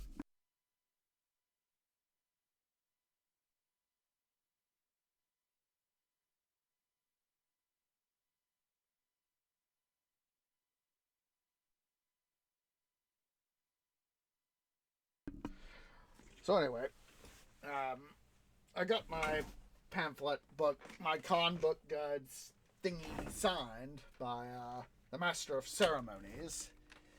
I thought, take the opportunity to, because like I said, the guy had some spunk. And he was obviously one of these people, he was well familiar with the con scene. And, I was like, it's like, he's somewhat famous. Let's get a signature, let's take the opportunity. And so I call, as soon as, the panel was, that was just at the end of the panel. And so, whipped out my phone, said, Tree Dad, it's Tree, you better start getting your butt over here. I started composing the message, saying, get your butt over here. Panel's just over. I was partway through composing the message, and just looked up, and I saw movement of somebody coming in. Of course, it was David Weber himself. And so I scratched out most of the message I had already composed and said, you better get your posterior back over here because panel's over and David Weber just pulled in. It was one of those things that, I was like, I knew his face, and as soon as he walked in, it was like, oh my God, it's David Weber. Of course, I had a redux version of that last June when I was at the Colorado Railroad Museum. And I saw Brett standing in front of DNRGW 491, Peaches. And my brain just went, oh my, when I saw him, I was like, oh my God, it's a quarter of an idiot. Hi, Brett. And he said, hi back. In front of me was like, yee! He said hi! I had fun. Having him do that, I had fun. That was fun. Hello. bloody gravel.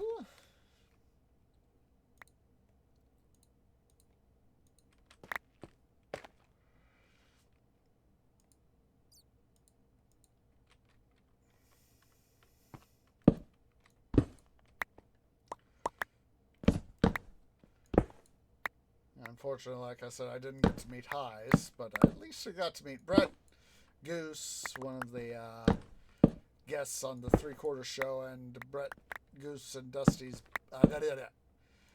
Brett, Heiss, and Goose's boss at the CRM, Dusty.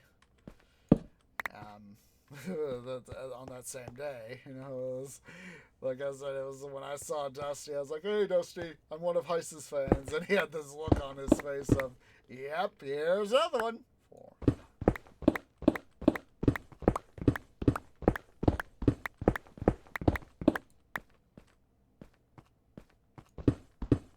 Ah, jeez. Well, at least we got some more iron. Oops, no one.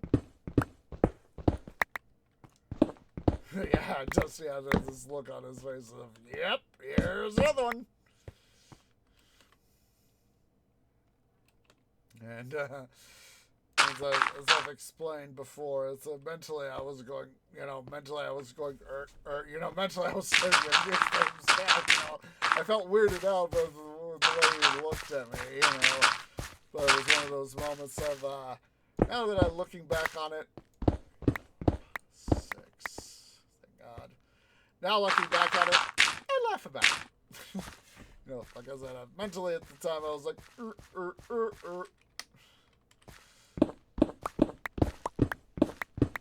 That's, it's one of those, it's after the moment, you start feeling, ooh, hello there. You start, you laugh about it later. It's one of these things, you feel awkward in the moment, but it doesn't, after the fact, it doesn't feel quite so awkward.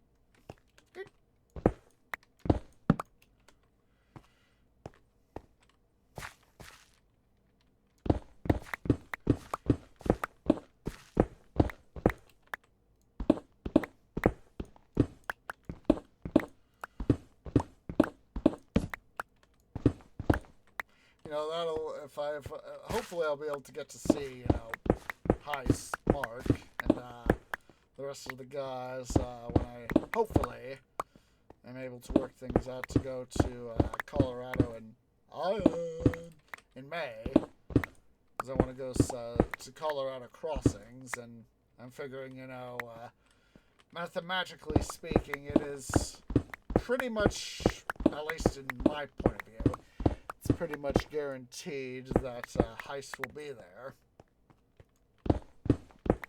We made it back to the main market. Hooray! So let us go ahead and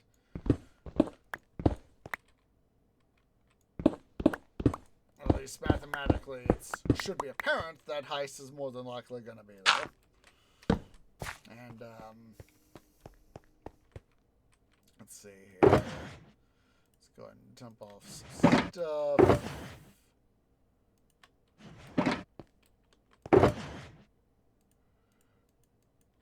We can at least free up some space. And yeah, at least it stands mathematically to reason that Heiss is more than likely going to be at Colorado Crossings. So that is why I am planning at this time to there you go, Troy. Planning on going to the Colorado Railroad Museum to hopefully get to see Heiss officially this time. Alright. Let's go ahead here, guys. We're going to go ahead and take a short break, or a break. So yeah, guys, go ahead and stand up, stretch, get something to eat, get something to drink, use the restroom. I'll see y'all here in a few minutes.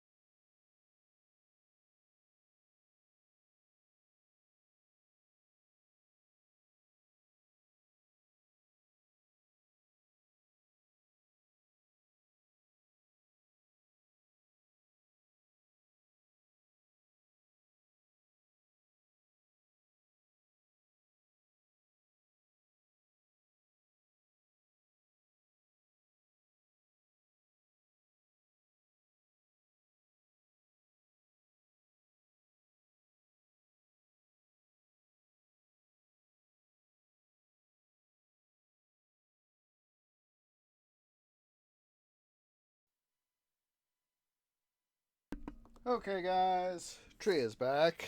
Hello, Ivana. How was you, little Fowie? I hope you are doing nice. Let's see here. Okay, so let's go ahead here. We gotta get our sails set back up with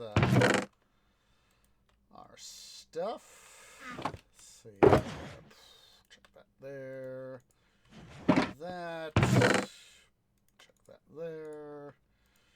Let's quickly. Oops. Do all that there like that. That's okay. Grab a couple stacks of torches.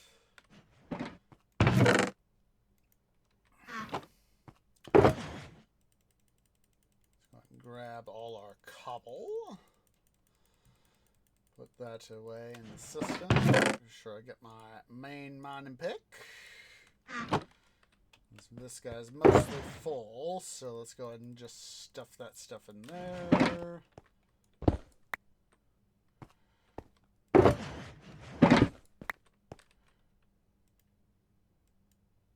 Yeah, that's the full one. I want the empty one. Hello over there, white cat. What you think you're doing there, little one? Yeah. So, just a second. He, of course, wants out.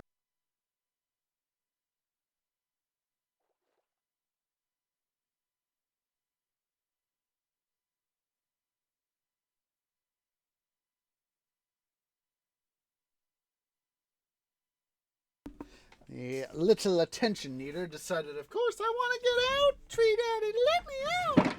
Let me out. I want out. Don't go pushing the minecart willy-nilly, Tree. All right. Let's see here. Let's grab up all our non-metallic stuff.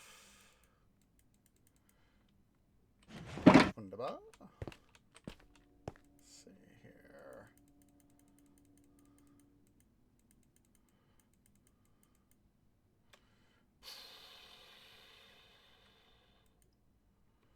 Oh boy, fun. Fun. Let's go and suck up that. Jeez Louise. What the? Why do I have gold in there? That was a dumb maneuver. Indeed it was. Looks like we're going to have to go and send these guys on to the,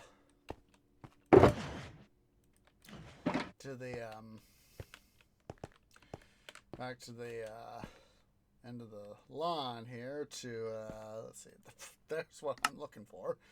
Duh. I'll take the fertilizer. Thank you there, Ivana. Let's see. Yeah, we're going to have to take all this stuff and chuck it right back over to the system, to the item sorter there, or at least the end of mineshaft item sorter. So let's go ahead and hop on board. I'll quickly mute myself so as that I'll quickly mute the game so as that I'm not blowing out headphones users. I tend to try to turn it down a little bit myself whenever I'm in transit. As hearing the can get a little overwhelming. Yes. All right. Hop off. Come on. There we go. Obviously, I pressed the wrong button.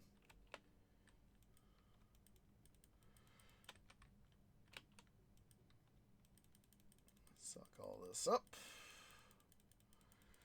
Glad we got those diamonds. Of course, we can put the like the moss blocks and all that, the moss carpet into the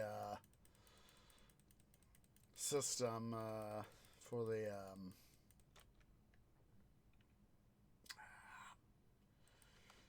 I'll try to put those guys back there for a moment. Come on, slide in. Thank you.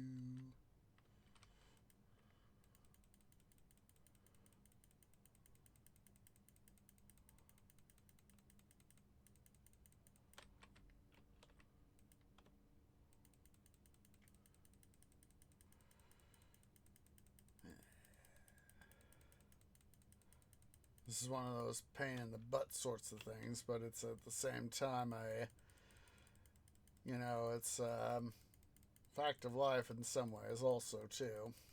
You don't got to worry about chasing it. Excuse me.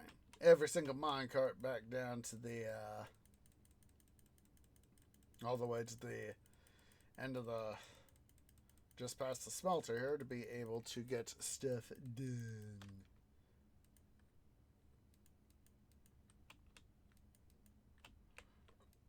Go ahead and pick up these guys. We'll go check them into the system.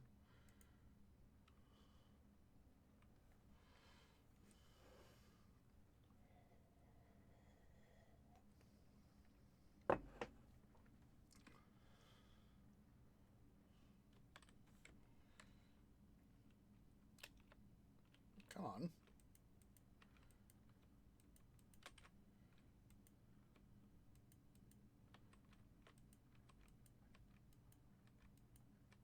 Let's see what I got here. Trying to remember what I got here. Whole bunch of mixed stuff. Let's go ahead and I'll come back and worry about that stuff later.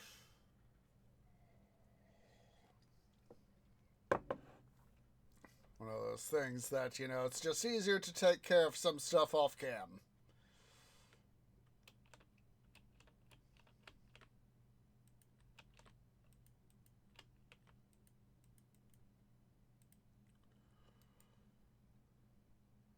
And off we go. Back to the end of the mine shaft, where we'll get our metals started. Metals and coal. And then on to the next salad gallery. Because I need the iron. Lots and lots of iron. We need the iron to make lots of hoppers. Because, of course, we have to worry about the smelter and the item store. Those are our two big deals that we have to go on right now. Boop. Well, let's see here. Let's see. I hear you there, Glow Squid.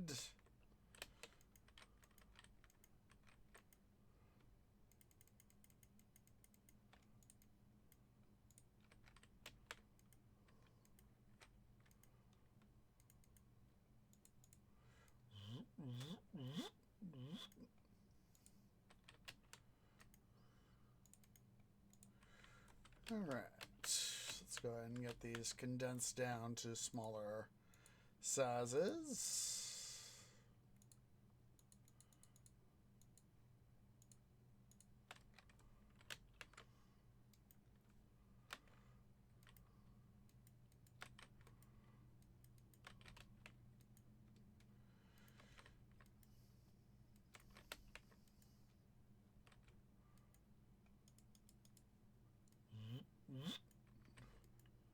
Boop.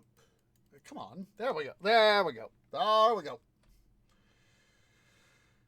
And before I forget, let's go ahead and make sure we also get the clay taken care of, because I do want to come back and, have to redo clay stuff, because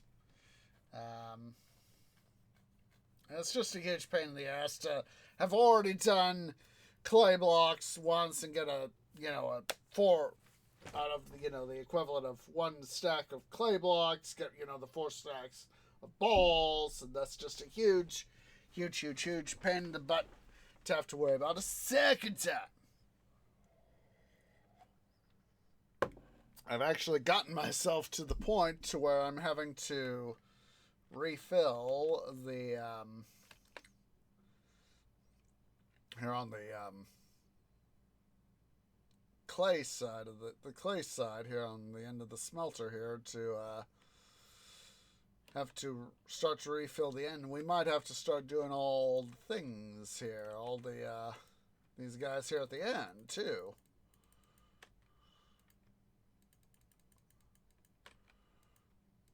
All right. I said, yes. I know, Ivana. I know. All the lewd jokes. But if you don't have some amount of lewdness in one's day, what can you count on? Yes, I can be rather deviant. I'm willing to be deviant when I need to be, but I try to, at least on stream, I try to keep it polite. I would rather be polite on stream and deviant in, deviant off cam.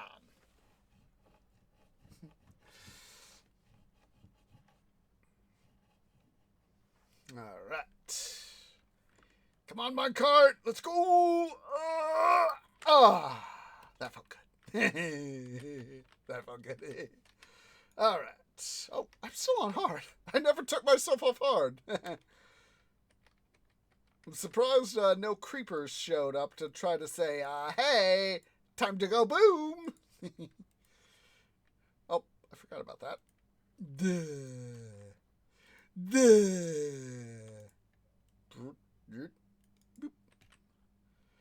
Trust me, in a place like the smelter, I would not want creepers going boom. Because then I would, suffice to say, Ivana! Ivana! You know what? I also burn hot, too. A little bit of tree after dark, yes. I'm just quickly checking my stuff.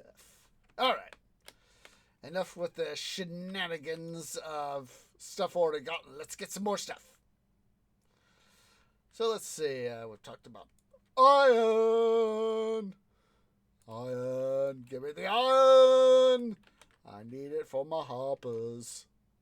Ah! Bloody gravel. Bloody frickin' gravel. Just gotta love it when, you know, gravel decides to show up unannounced. It's like, I'm here. Hello. Nice to cause you an inconvenience.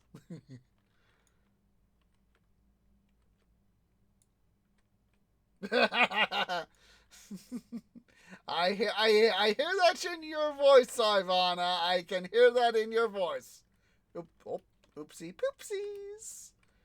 And, of course, we also have some... Don't do that, tree. Don't be a dum-dum. I also see some lapis.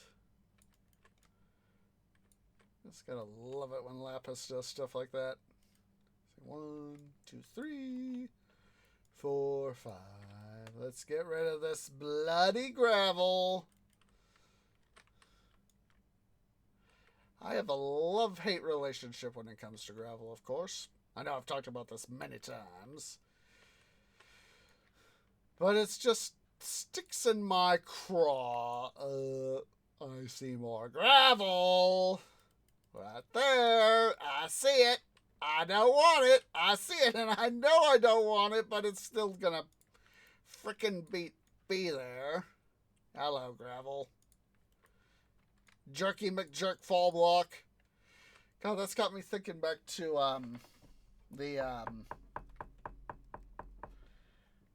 what world was that? I think it was my 113 world. I had this whole dealia where I could take the concrete, you know, I would, you know, mix the... Am I remembering that right?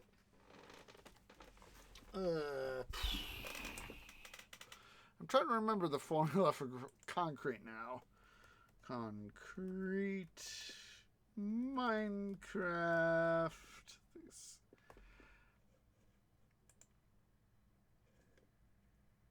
Yeah. I know it required water.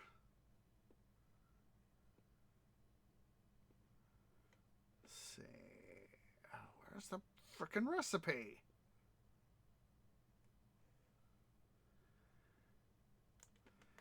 Concrete powder. Yeah, it's gravity affected. I knew that. I had the gravity effect. Oh, that was it. 4 blocks of gravel, 4 blocks of sand, plus a dye. Total of 9 things. Ivana, you have been around Quirky too long. Quirky and Taro both. God, Ivana, they have taken your innocence from you. They have taken your innocence from you. Why? Oh, the snarky snarkasms. Yeah. All right. Let's see here. Said. There are times where you need snarky snarkasms, but oh, hello, water. Hello.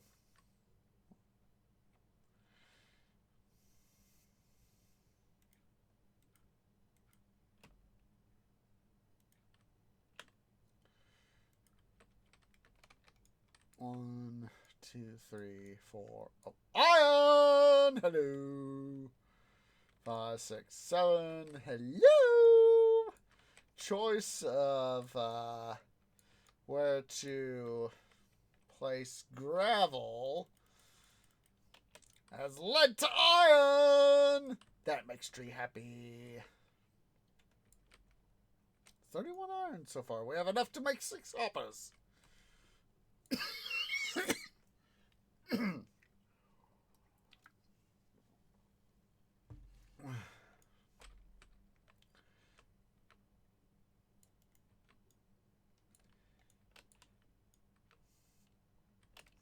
Yeah, I know that Quirky's having some IRL. Oh, those 3? Yes. Yes. Especially, I gotta say that in her own way, Drev is particularly salty. She's full of sarcasm. All, Pep and Paul are all, like Drev, are also full of sarcasm. One of my running gags, of course, is if we lived in the ocean, I wouldn't be full of sarcasm. I'd be full of seacasm. Yeah.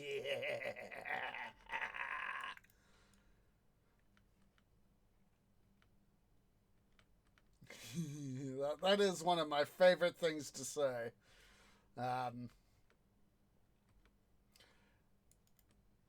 Actually, back in November, I had an officer, you notice that I was doing just a little bit of speeding, and fortunately I got off with a warning, and when he asked to see my ID, I actually went and said, "You just want to see how young I am." And he actually, it was obviously, oh, iron. It was obvious. I'm not sure what sort of shift he was working. He was probably doing the, midnight to whenever shift, 9 a.m. or whenever. And, obviously one of the overnight shifts. Unfortunately, I got off with a warning, and I said, I work at Home Depot, and I work overnights, and honestly, I just want to get home. I want to get home. I'm tired. I'm cranky. Want to get home. Fortunately, I got off with a warning. But when he asked for my ID, he said, I said, "You just want to see how young I am." He actually went around guffawing, for a few seconds. He actually found my little bit of sarcasm worth the laugh. So, like I said, oh, hello. I knew that I figured there was something up here when I remember there's being, oh, hello. Hello indeed. Right there. There's a bit of coal there. Moss. Whoa, excuse me. Iron and coal. Let's see. I'm just trying to see where would be a good Placed,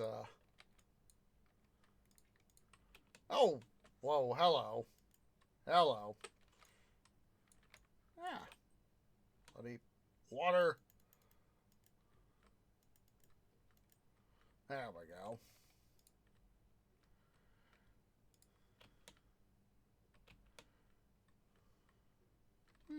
Ow, that hurt.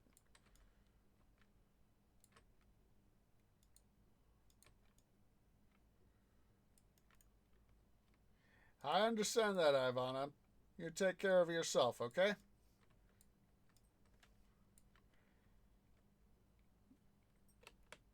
Yep. That's being smart. That was smart.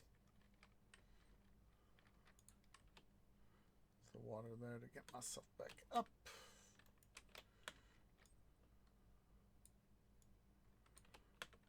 Okay.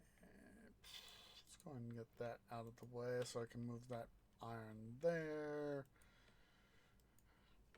Torch there. Let's see here. Is there anything worth tooting about over here?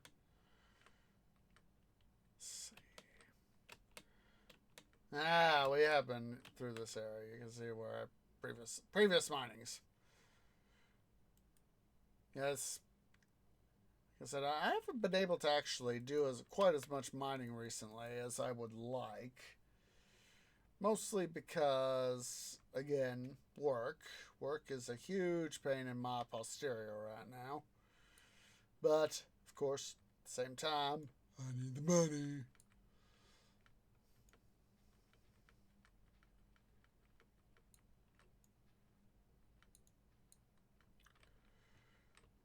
If the choice between 1, 2, 3, 4, 5, 6, 7. Give it the choice between not being able to afford stuff and being able to afford stuff, I would rather give my priority to being able to afford stuff. Come on. Did I? No, I didn't. I missed one. Don't be a dumb tree.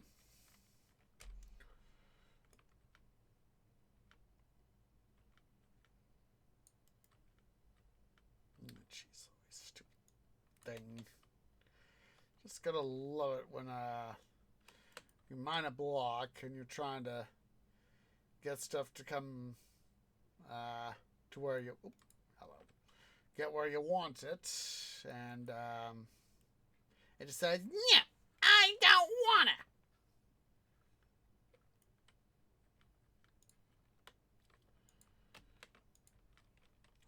Now I'm thinking about Monty Python again.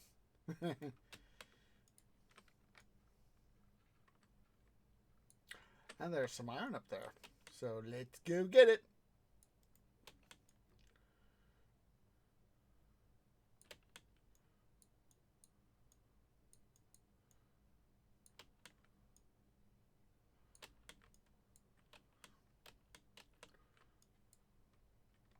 Oh, it's copper. It just looked like iron. Don't be a dumb tree. Where's that iron? Might have been all the way up there then. Probably where I saw it.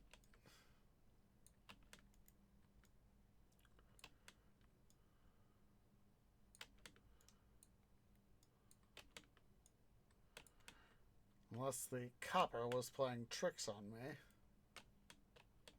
Yep, the copper was playing tricks on me. What else is new? In my desperate search for iron. Ow.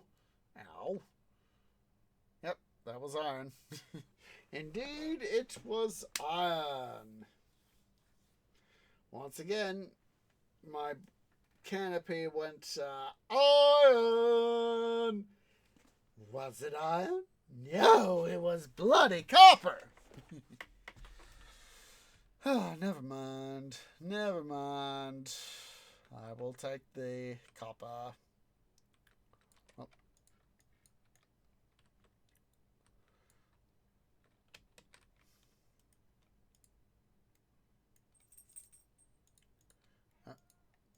Jeez Louise, White Cat.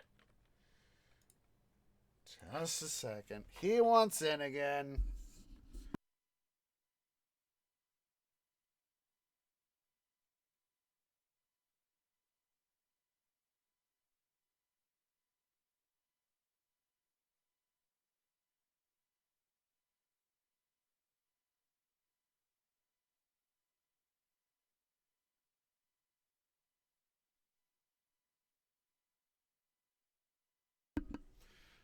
Hello there, White Cat. Oh, so you're gonna just go ahead and clean your face and not require of me attention that you demand, do you? No? Then what do you want, good sir? What is it thou seek? Do you seek attention? Or do you seek being under blanket, kitty? What do you want, White Cat? What do you think you're doing there, son? Are you having fun? I'd like to be having fun. But am I having fun? No, because I'm trying to stream and yet you're being an attention needer. So what do you want to do? Huh? Oh, I see. You're just going to continue to clean your face, is it? You, sir, are a butt. You are indeed a butt. So since White Cat's going to be like that, we'll just come over here and I'll sit back down. All right. Let's see. Let's go ahead and do a little bit more getting. Oh, jeez Louise. Hello there, Clay. Like I said, ever since they made the lush caverns, I have never been wanting for clay. I'm definitely thinking that in the future, it all depends on how I feel, but I think I'm gonna have to. I will still make a fair amount of stuffed stone brick, but I think we're gonna have to call in a fair amount of brick, clay brick to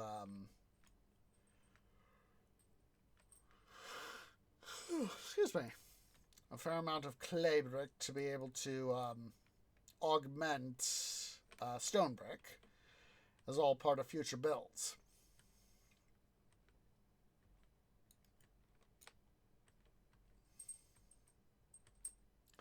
I've had this idea.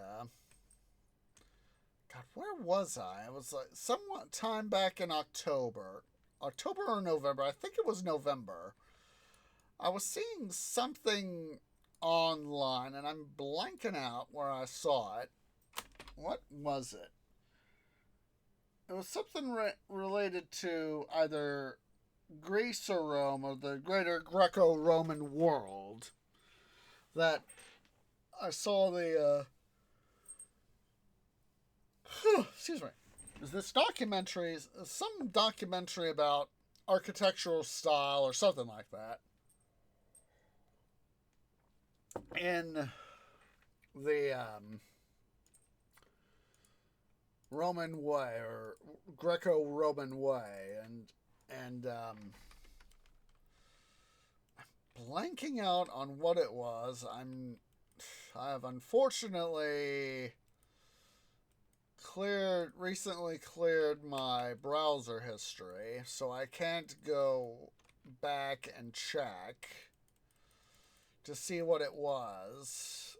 But the thing I remember is that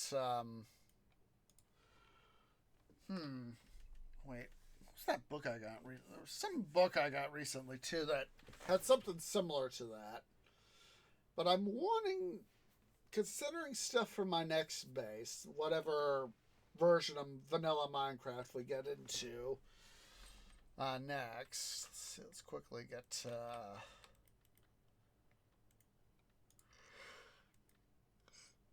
Don't forget this tree. Don't forget that. But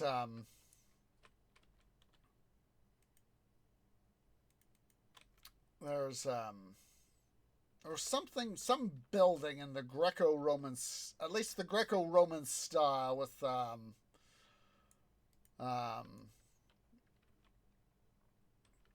I remember in one thing I saw about architecture. There's the three column orders in Greek.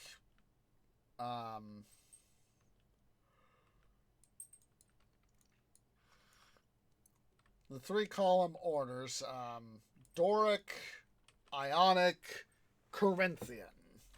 Let me see if I can. I think there's a Wikipedia article about that. Let me see here. Make me sure I'm not talking out my butt.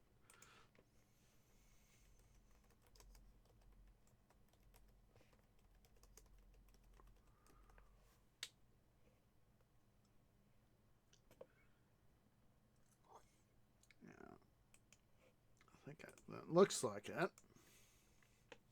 Looks like it. May have found something here, guys. I think this is it.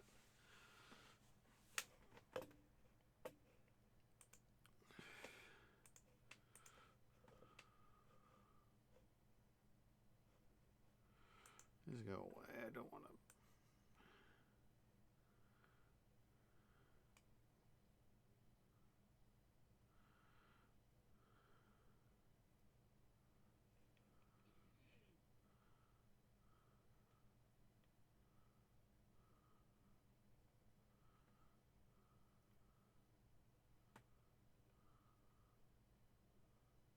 Yeah.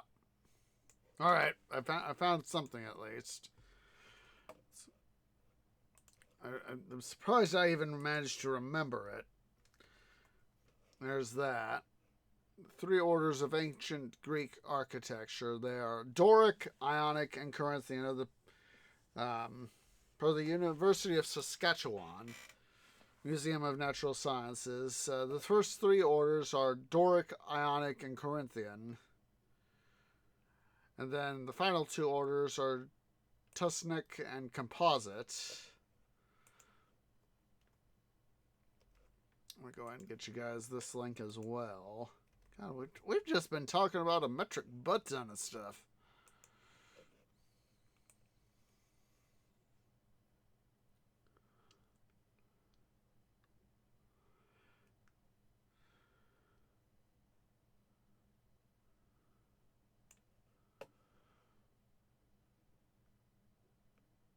But I'm definitely wanting to with the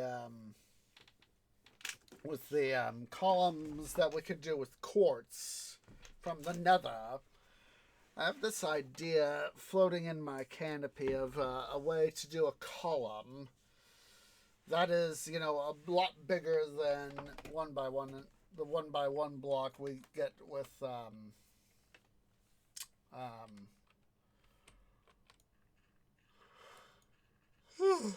excuse me. Then the one by one block we get with another quartz. So, but I'm gonna have to do a little bit of testing off cam to see what it'll look like. And see, this is why I still have my test world. Is to try out the future designs, or at least have a reference for designs. And hello there, gravel.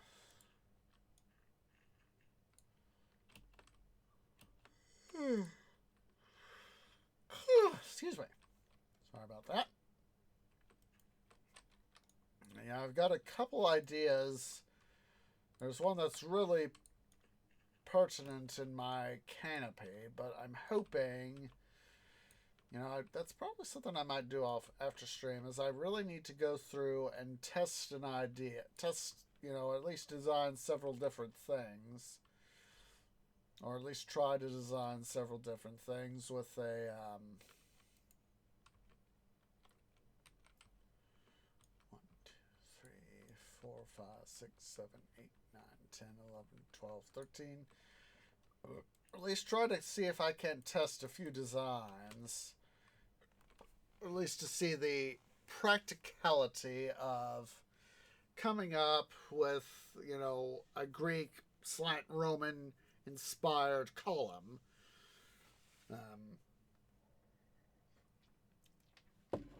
There's the 113 world where I had the sort of what I called the barbell columns, basically, at a wider base, and then it flared out to the capital, which is the top of at least in Greek and Roman architecture, is the top of a column.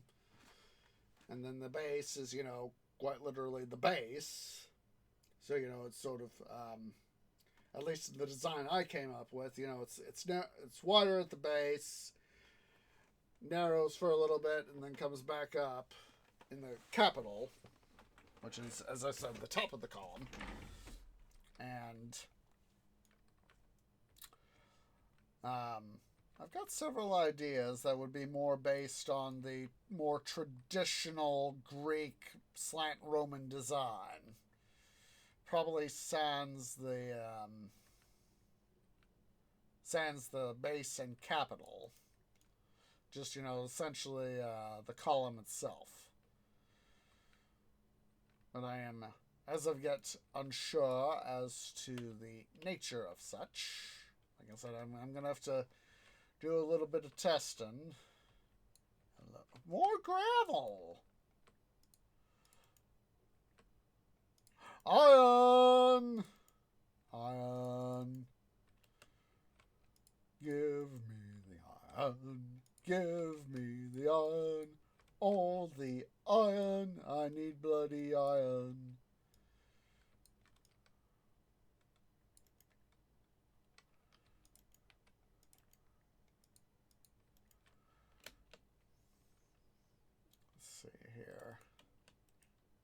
Come on. Oh. Obviously, I can't get out if I haven't knocked the obligatory block out of my way. So let's see. 1, 2, 4. Stupid tree. Don't need no more frickin' andesite. That's for sure. 2, 3, 4, 5, 6, 7, 8, 9, 10, 11, 12.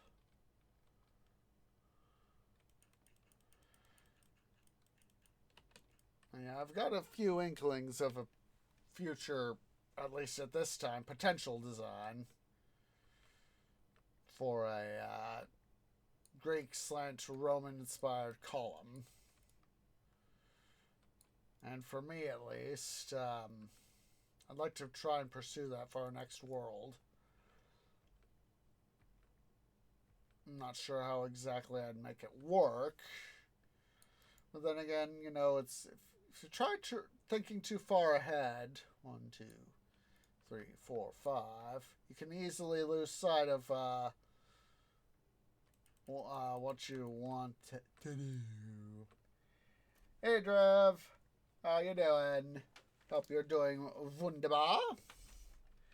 Hope Quinn and the kids are all doing well. Just, of course, doing a little bit of a mining live stream. Getting all the iron and other stuff we need. Boop. Wunderbar! That is indeed wunderbar. What the? Stop it, wheel. Stupid mouse wheel.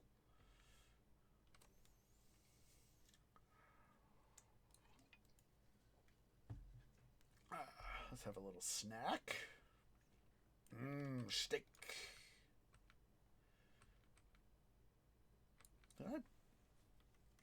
I forgot to re-enable sound. I'm a dum-dum. I done goofed. It was one of those things that I was just thinking about the thing we had there. I was like, wait a minute. Did I re-enable sound like I should have? I probably didn't.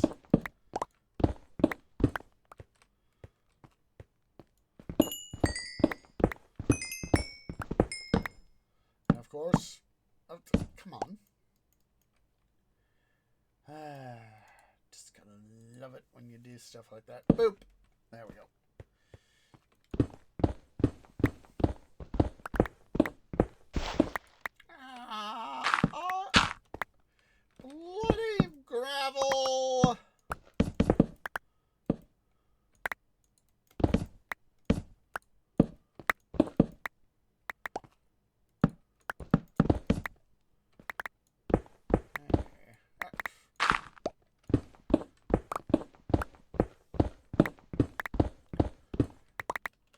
able to get some of our... Yep, we'll be able to get some of these torches here back. We've been here for who knows how long.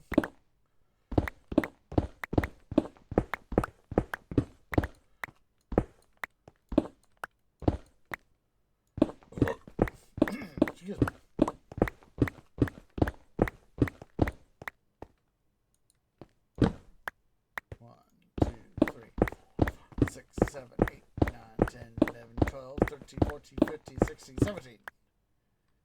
Sure, nope. Wouldn't know, but not really worry about repairing any iron.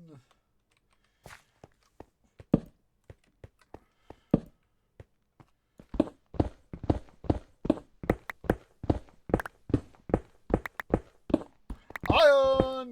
Speak of the devil. Gimme, gimme, gimme all the iron.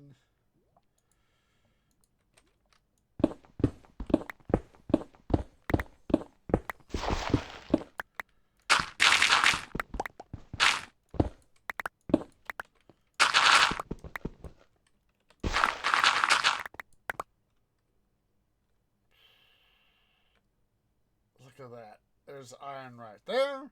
There's iron right there. And I didn't get neither when I came through last with the abandoned mine shaft up top. I call myself a miner.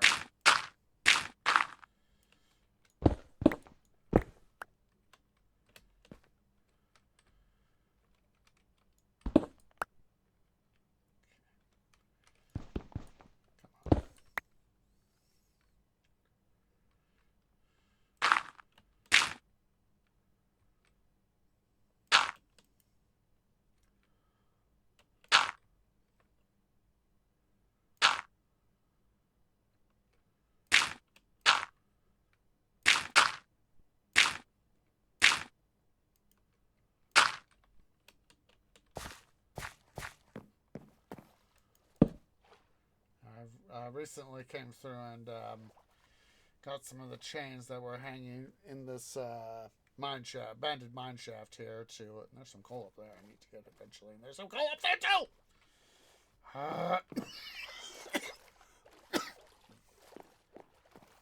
Coughing spasm is not good for you, tree. Okay, let's see here. Hello down there, Zambit. I see you. Hello. You're obviously vexed by the fact that you can't reach me. This is a good thing. You can't reach me because you're many blocks away, so it's a good thing that you're right there. You best stay there, sir. You're fortunate that I don't have an arrow, otherwise I'd turn you into a zombie porcupine. You're fortunate that this area up here is lit up enough to where none of your brethren can... I know. Exactly. Don't worry. I don't plan on shaking Ivana out of my canopy.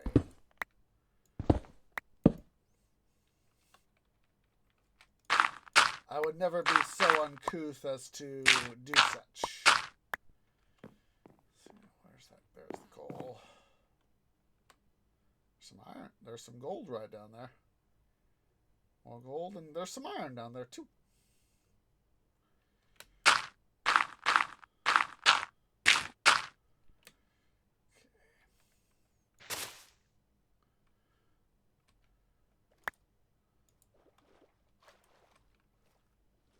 Sounds like an oxide nearby.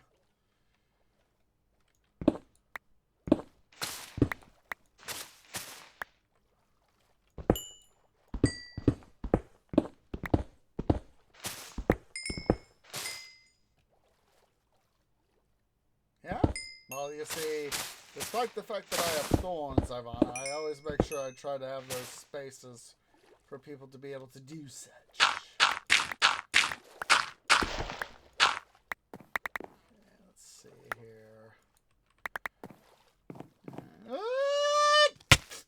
Thank God I didn't go spawn.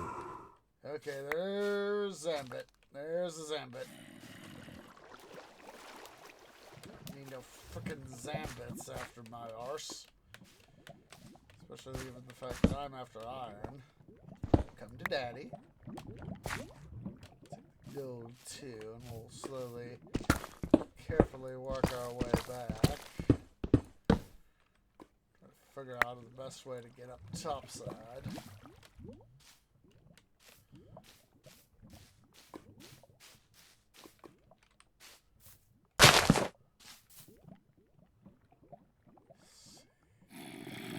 I hear you, Zambit. Oh, that's right. This is a way up.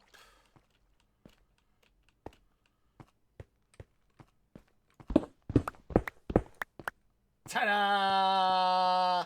We did it.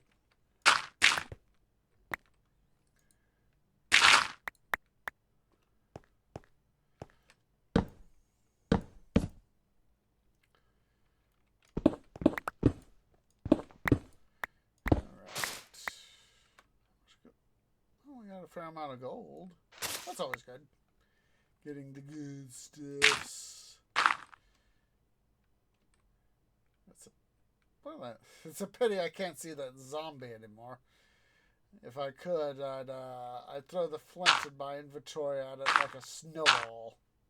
But there he is. There he is right there. There he is right there. Here's Zambit. Take some flint. Didn't quite work. Oh, and there's the other guy. There's the guy I was thinking about. I see you there, dude. Hi. How are you? I see you. You and your buddy. You both want to have fun, but guess what? You're down there. I'm up here, so yeah! Yeah! I'm having too much fun. Look at that. There's 3 of them now. Or is it just still the 2? I think it's maybe 3. I think it's still the 2, though. I mustn't not release the shifty. I am in no mood to deal with Zambits. I just love trying to bite you in the butt. And, of course, inevitably I just created a way for him to get his posterior up here. Fortunately. Ta-da! You can't get up here if there's no way up. Indeed. Let's go ahead here. Boop.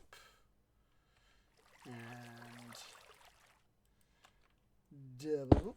And triple boop. Let's go and deposit our unnecessary blocks, stacks of cobble. And we also need this guy, Department of Depth. I hear you there, Glow Squid. I hear you.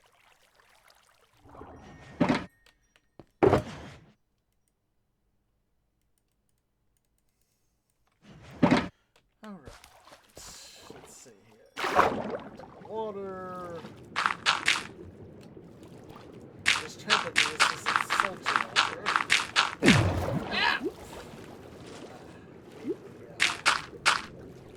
What's that blocks down there? They, I don't know, whatever they are. They do that. Especially when, I'm trying to do something like this and it just goes, boom! I go, ah!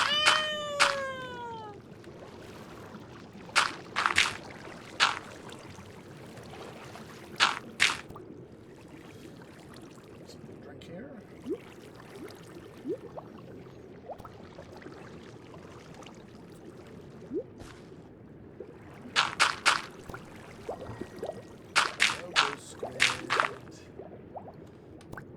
Flavor, would you? Your glow ink. Come here, dude.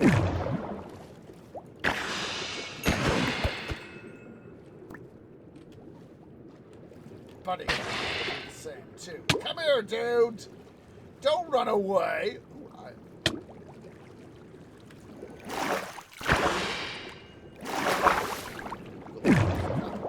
dude.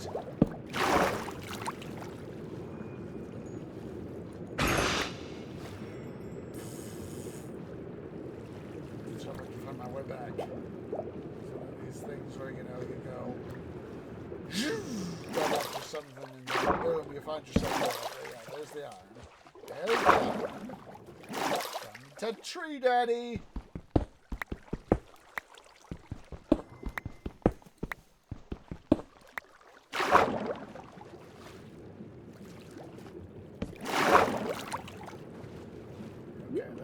There we go. Find our way back. Hooray. At least we didn't get totally lost.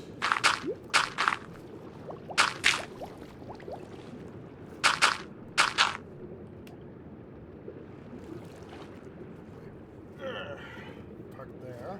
Myself another drink. I said, come to daddy there, Drev. Come to daddy. Yes, I am I myself am not physically a faller. Though it's, with the amount of pollination I can do, it could be argued that I'm probably a tree daddy. But, so far as I'm aware, I am not a father. If I am, blame my pollen. Blame my pollen. Exactly. Best not be touched. Best get up. There we go. Yeah, best not be touched. That is the most succinct way of putting things. Let's have a little noms. Get them hearts running to full strength.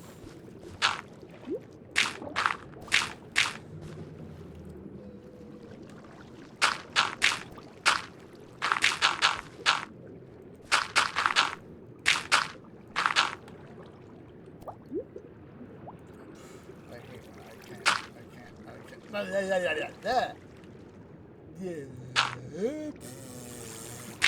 hate when I get tongue-tied. Let's not get to myself going deeper than I need to go so that I don't have to worry about stuff.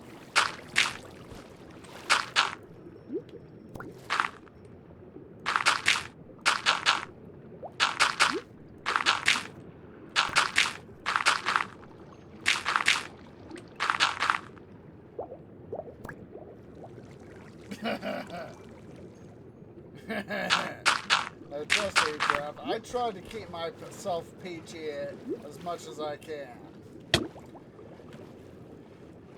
Mostly because I don't want to potentially offend anybody because, I'm not going to, I know there are people out there, like you and Dragoness who are willing to be a little bit more risque when it comes to streaming. Me, myself, my tree parents tried to raise me to be a good person. And this is why, me personally, I try not to hurl curse words, insult people, as much as I can. It doesn't stop me from doing that. At least, yes, lewd. You see, I try to not to be lewd on camera.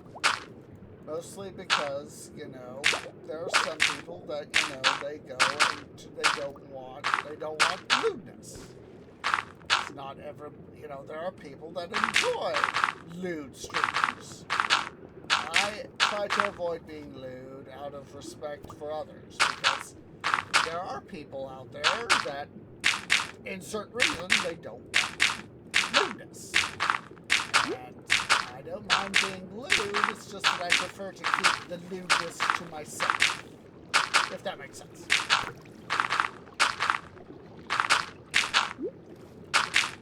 I would rather be lewd off camera and try to be wholesome on camera, but a little bit of lewdness every now and then I don't think is a bad thing. But that's just my opinion.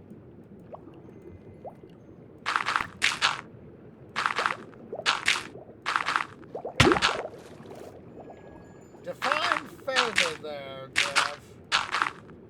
Oops, I'm drowning. Oopsie poopsies. Come on, get up. Yeah, almost fell off.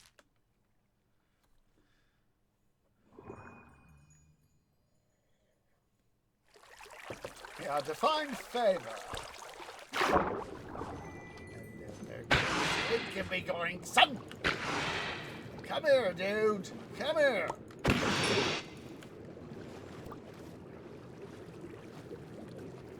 Alright, I can do that. I can do that.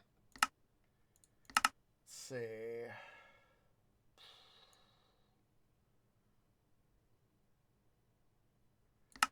I can do that and simultaneously bring my mic closer. Yeah. Hopefully that is better for you, Drev.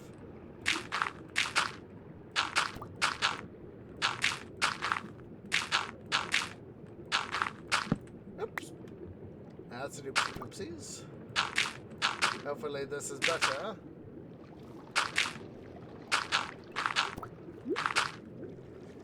Leave that open so as that I can be able to come through. I don't want to seal myself. No, tree no drowning. Tree no drowning.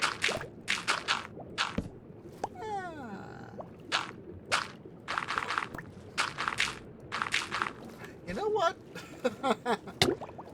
Drev, I'm not sure why. I'm going to point a twig at you.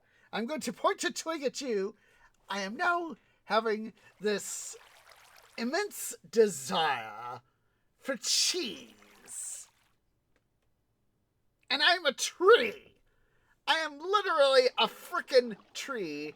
And I have this immense lust, this overwhelming desire, this strong urging to have cheese. Yes, I know I was being very linguistically poetic.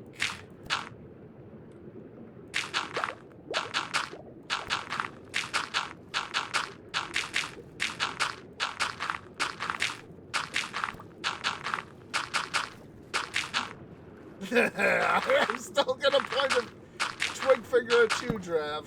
I'm still gonna point a finger. Why can I not word? Oh, oxodal. Several oxodals. They're having fun with the fish. I don't know. I don't know. I just had this sudden urge to want cheese. How did I miss that? I really my cheese desire. Cheese! Oh, it's all about the cheese, Come on, tree.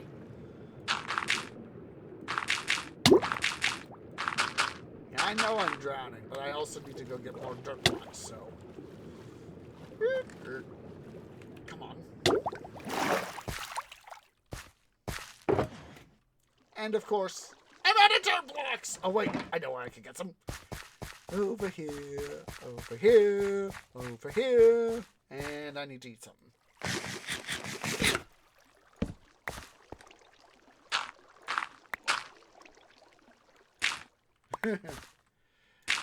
Trust me, Tree is a devotee of cheese. He likes me cheese. We don't need no hole in the wall.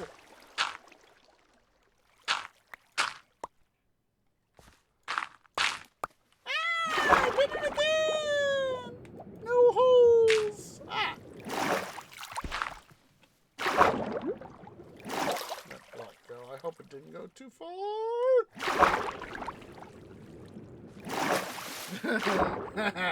Unfortunately, I've got cheese in the kitchen, so it's actually I'm gonna have to go get some of that cheese that I got on the other day when I get the chance.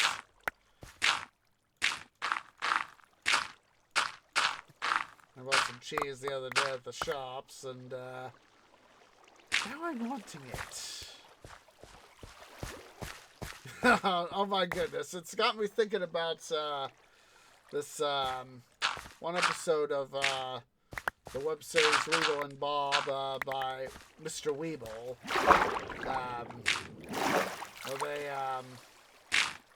It's cheese is depicted very much like a drug. You know, is that, you know, the thing I remember is that the line goes, cheese ruins lives, just say no. I think I saw some more dirt I could harvest.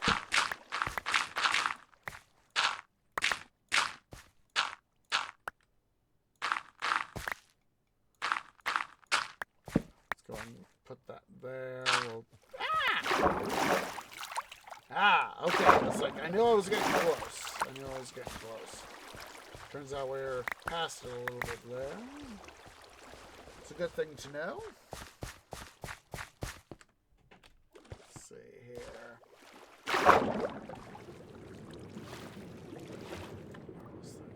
There we go. I thought I saw some dirt here.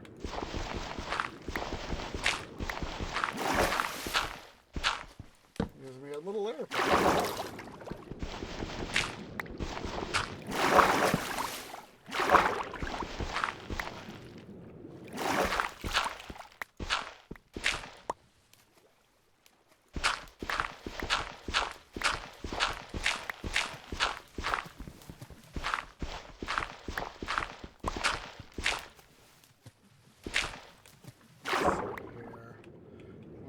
Quickly put up a block up there, tree. There we go. Make it a little easier on myself.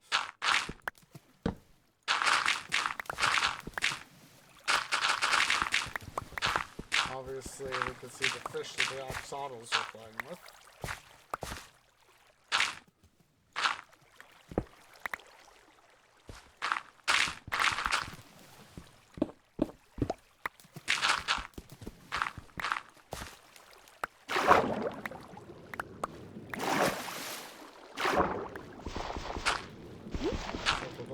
Dirt here. Come on, dirt. Stop being pain in the posterior out.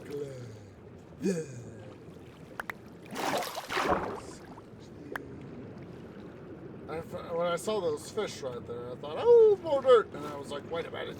That's not dirt. Those are fish. It's actually got me thinking about one of the documentaries I've seen about the migration patterns of Chinook salmon in the Pacific Northwest. How they will migrate. They're born in like the Snake River, far upstream towards the headwaters of the river, and they'll swim downstream. Of course, they also have to face a gauntlet of man-made dams, and how they, at least some of them manage to get downstream, and then manage to, they spend their time out in the ocean growing and all that, and they'll then proceed back upstream, like the Snake River and other rivers, of course. Iron, gold, coal, all the distractions. But then they'll proceed back upriver and to spawn, and how it's become a thing to be more responsible to help the salmon populations rebuild after years of being decimated. Hello. Boop. After years of being decimated with various changes to the dams to help the salmon proceed back upriver. I know that a number of dams, they now have what are called fish ladders, or just simply ladders, where the salmon and presumably other species of fish that migrate back upriver like the salmon do, will proceed back upriver to their spawning locations and will go and do their business.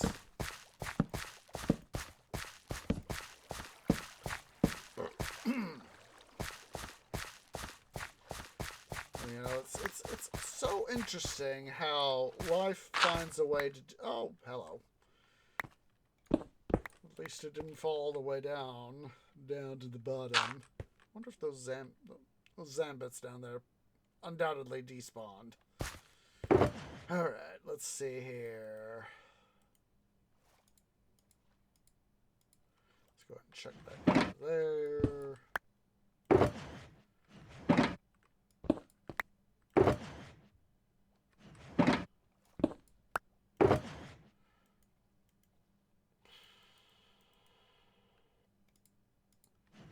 Tree doesn't want any tropical fish, so bye-bye! Yeah, it's amazing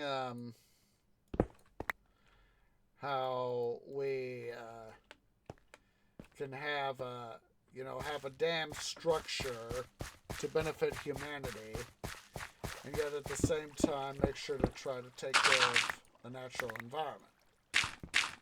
Jeez Louise. Come on, swim up, tree. Come on. Get back up. Oop, come on. Ah! Not like that, tree. Don't be a dumb. Boom. There we go.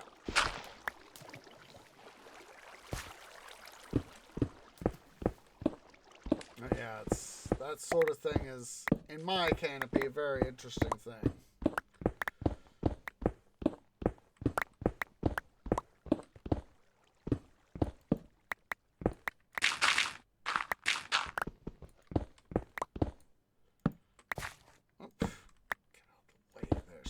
Thing. Can't believe I accidentally put a torch there. No way of that copper.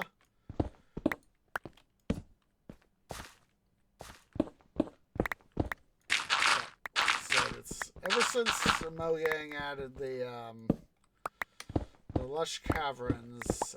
Oh, hello. Ah, dum dum. Ever since Mojang added the lush caverns back in 119, I'm so freaking glad they did, because prior to 119, excuse me, I'd have to go find swamp areas, go harvesting clay along rivers, all this jazz. Now I have no want for clay because it is just easy to do it as part of regular mine ops. And it's of course why I implemented the clay shulker box.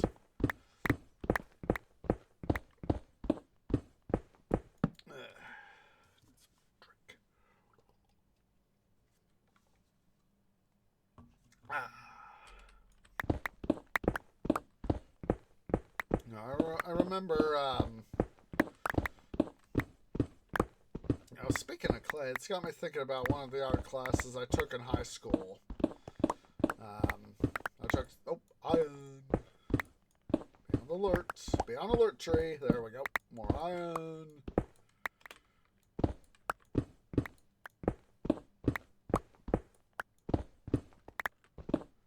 But, speaking of clay, it's got me thinking about one of the art classes. I took several different art classes in high school to know, sort of at least know a little bit better about the art of art and all that jazz. So,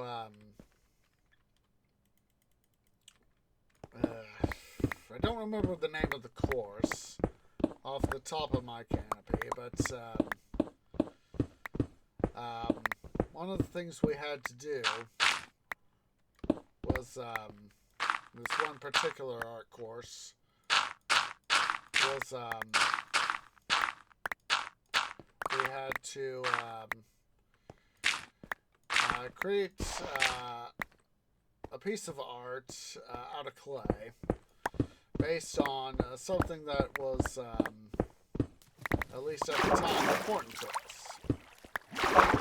And so a thing that was, at least at the importance years ago, is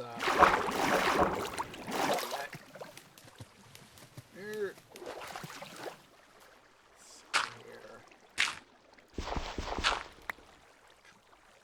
Right here. Thank you. There we go. Problem for the moment solved. But we had to, the assignment was, make something out of clay.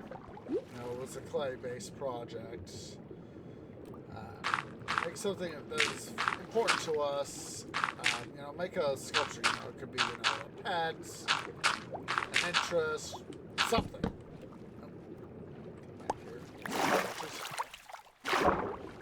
And so I chose to depict at the time, at least at this time, Striped Cat was alive. First cat tree, at least me and Tree were allowed to have, as part of our family, the tree family. And, I've always had the ability, something's always appeared better in my mind than is typically, at least in the physical world. It's always appeared better, at least mentally speaking, in my at least appeared better in my canopy than it has IRL. But I still have it. It's actually across my room here. I got this where I keep all my DVDs. It's a little thing in the corner of the room that's it's this sort of shelving unit thing, and I've got a model of Striped Cat in it, and at least it depicts her with black and gray stripes, and it's a little awkwardly shaped and all that. I'd really have to go clear stuff out to go get a picture of it, and I'm not going to do that right now. But that's it. Trying to do that, not chat. There we go. But yeah, Striped Cat and I, me being a younger tree, I didn't know it initially at the time about creating, being a little bit more respectful toward pets, and so I sort of smothered Striped Cat with a little bit of love, and she didn't really like me. She tended to be all hissy McFist face toward me. But we ultimately had to send her to cat heaven because she was starting to unfortunately suffer because of old age. Hello, Danas. Excuse you, goof.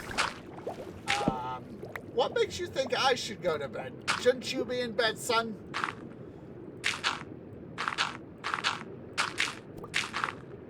Not sure about you, Danas, goof. As usual, you're the goof, I'm not the goof. You assume that I'm the goof, but it's really you who's the goof.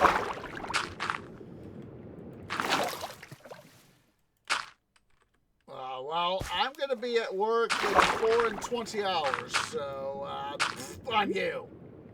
Because I'm normally, yes, let's see, it is almost 2 a.m. U.S. Central Time. Normally, at this time, 5 days a week, I am at work. So, yeah! Why should I be going to bed?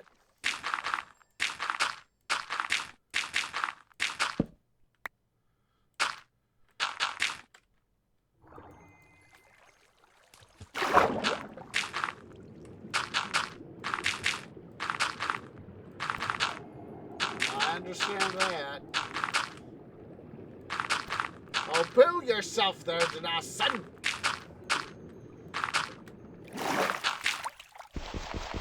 One block too many.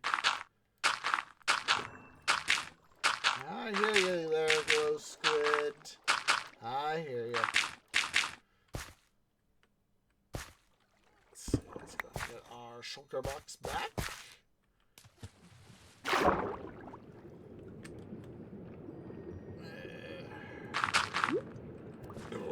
Whoa! Excuse me, but it felt good.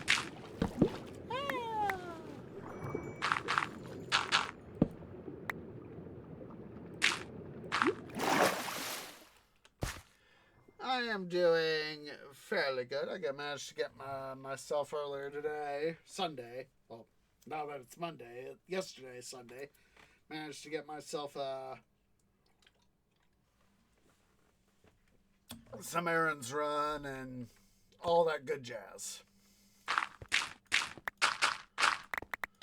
So that's a wunderbar thing. And I just heard Glow Squid. They decided to try to do something that would be physically impossible.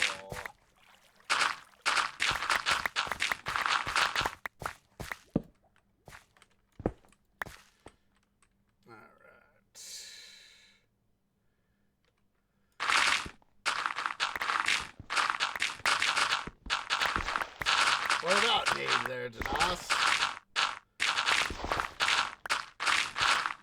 What I need is several $million to be able to invest in stocks so that I can get dividends so I don't have to worry about frickin' working.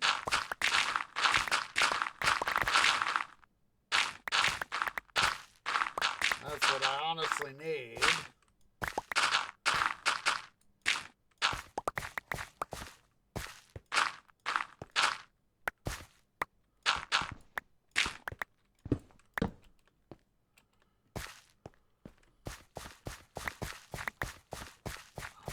Could use several $1 million right about now.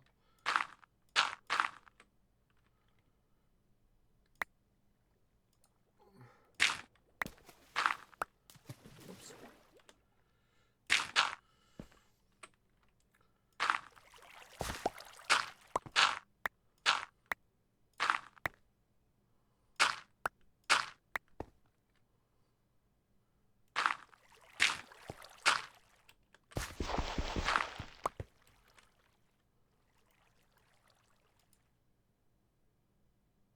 I was like, where in the heck is that gravel block?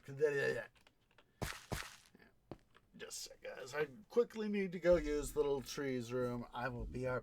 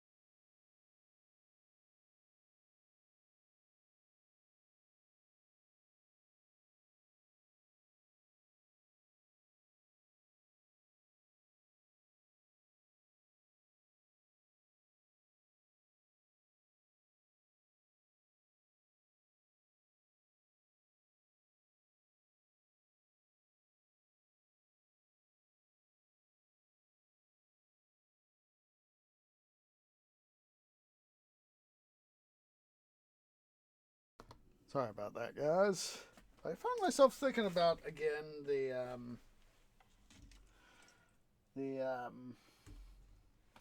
Hyperion Cantos by Dan Simmons. Let me get you guys that link before I forget, or at least the link to the Wikipedia article.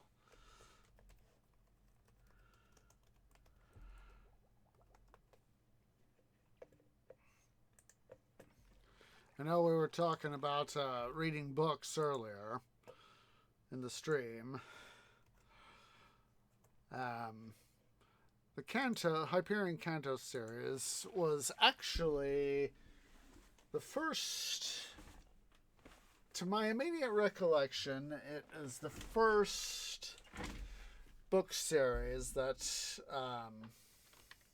I actually got myself without doing much in terms of looking,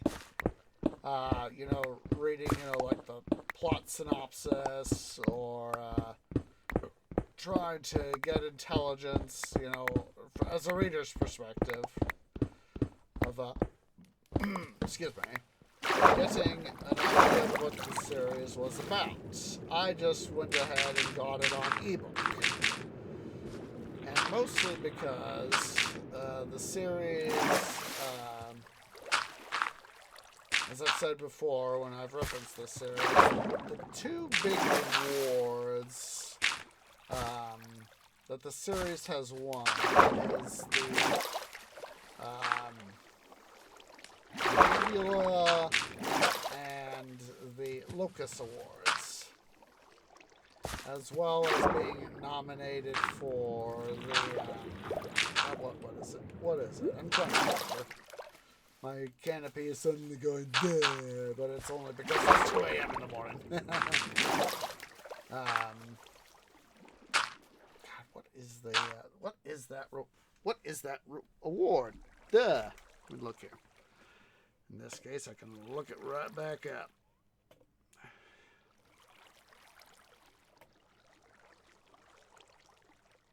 See. It's the Hugo and Locus Awards. That was it. The Hugo and the Locus Awards are two of the big three awards in writing. I know that the Hugos are associated with typically is associated with at least sci-fi. I think also fantasy. Yeah, the Hugo Award is annual literary award for best sci-fi or fantasy of the previous year. And the Locus Award is same sort of thing by the fantasy, sci-fi and fantasy magazine Locus. And so to win either of those awards, to have a novel win either of those awards, meaning it's a big thing. To win both of them is a super big thing. And so, learning that, I was like, oh my goodness, this has got to be a good series. And so this was one of those ones that I just knew I had to go and get. And what made me think of the series here is needing to, of course, go to the little trees room. But the character of Lamia Braun, named after the lovers of Keats, who is, there is a certain reincarnation in the series mentioned, at least in the first two books of the series, Hyperion and the Fall of Hyperion. And so, knowing that the Hugo and the Locus, and there was also the third big one, it was nominated for a Nebula Award, as I recall, or at least one of them was nominated for a Nebula, which is the third big sci-fi fantasy award. So yeah, it was like, like I said, it's one of, even getting a nomination and even winning just one of these awards is a big deal. So I've won several of these awards is, a bigger deal. So I knew that it's a big thing. So anyway, Lamia Braun in the series is a private investigator, and she helps a hybrid, which is an artificial life form with the personality of a former person, in this case John Keats, the famous poet. There are two versions of John Keats in this case. These two different versions of subjects. And the what happens is that she is involved in this case romantically with these artificial characters. Oops, get those torches back. And drama ensues. But because she has been involved with these artificial characters, these artificial recreations of 18th century poets, that the latter half of the series, Endymion and the Rise of Endymion, are able to occur. And that, of course, results in a lot of drama because, of course, in the series, there's a relationship between humanity and Technocore, which is a bunch of artificial intelligences of various natures in it. And basically, the relationship between Technocore and humanity in a number of ways is strained. Because the only way it's described in the series as these, as the AI need, like humanity, they need energy. But unfortunately, they have to either harvest this energy sort of like a carnivore would devour a herbivore, and, like a lion eating an antelope would be the best example in this case, or harvesting the energy from of the human mind for their own survival. And so, in the first half of the series, Ion. So in the first half of the series, oh, hello there, Dirt. Don't want to forget you. So in the first half of the series, humanity is having to deal with, it's described in the first two novels,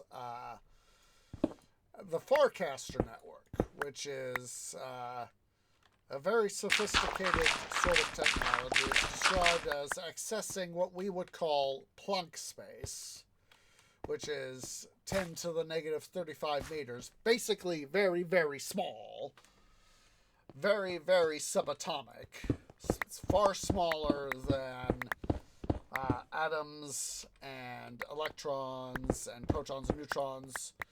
Basically string space, for those of you who know about string theory, basically on that level. And basically, you can have, for example, and I'm going to do this in a fairly simplistic term, you could have a door-sized area, like in your house, or, if you're going to a store or something like that, and have that sort of space, and you can instantly have a space on Earth, say your house. You could go through a Farcaster portal and then end up on Pluto. And just like, 1 second, 1 galactic second, you're on Earth, Next galactic second, you're on Pluto. But in Technocore's holdings of the Farcaster network, while you as a human would perceive that instantaneous travel within the Farcaster network, they could actually hold you there, essentially harvesting your mental energies, a la the Matrix. That would probably be something people would be a little bit more understanding of, or at least in pop culture wise.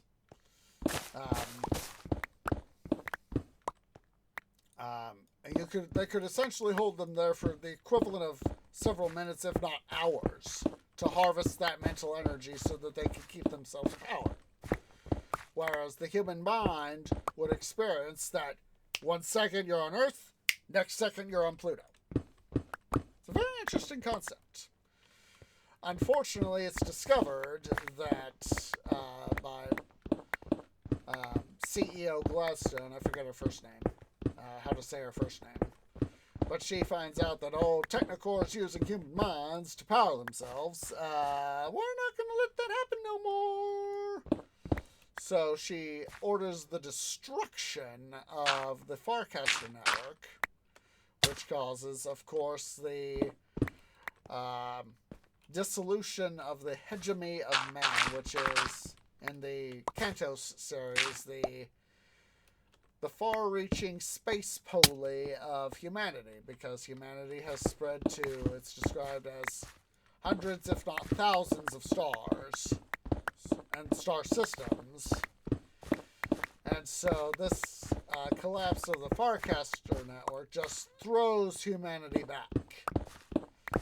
But CEO Gladstone, being the CEO of the hegemony of man, realizes that, it's far more important to make sure to not cause humanity to be used and abused by AI.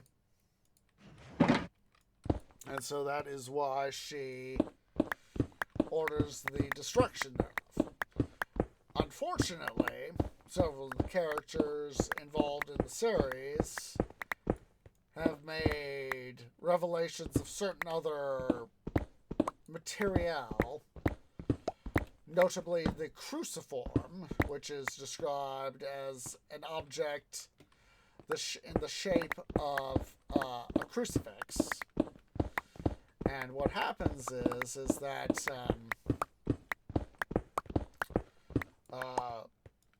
Leonard Holt and his educator, Paul Durer, they more or less strike a deal with Technocore, is that if they perfect the cruciform, they'll allow Technocore to continue to exist, to siphon off energy from humanity through essentially Technocore existing in little nodes in the cruciform, and which has certain benefits, albeit very dubious benefits, of course. So, and the cruciform is central to the central plot point of the second half of the series, Endymion and the Rise of Endymion, in which Raul Endymion and Anina, who is the daughter of both the John Keats Cybrid and Lamia Braun, the character of the advanced of what we consider the future. And as a result, these two characters really help set humanity free from the mechanizations of Technocore. Basically, the series introduces, at least, the concept of what is known as free casting. Basically, through the art of understanding and compassion, love, not purely physical, intimate love, like when two people who really, really love each other have intimate relationships. It's not just merely that, but it is a love for one's fellow people that one can access Planck space, or as known in the series, the void which binds. Basically, Planck space is everywhere. Because of the scale of the universe, it's everywhere. It's in every little bit of the universe. Free casting allows you to essentially be like access the Farcasters in the hegemony era, but does not require the sacrifice of human energy to support machines. So basically, you can essentially think, if you're in your home on Earth and you say, I need to be at my job in Pluto, you essentially think, I need to be at my job in Pluto. Boom! You go instantaneously from Earth to Pluto, from your home to your job on Pluto, and you're there. You don't have to worry about going through a Farcaster and having your mental energies sucked up by computers. That's a very interesting concept. Of course, it's it's a lot to understand even at this time, and it's a very interesting concept, I think. Let's go ahead here. Unmute game sound effects so that I don't blow headphones users out. Let's get this clay delivered to the smelter.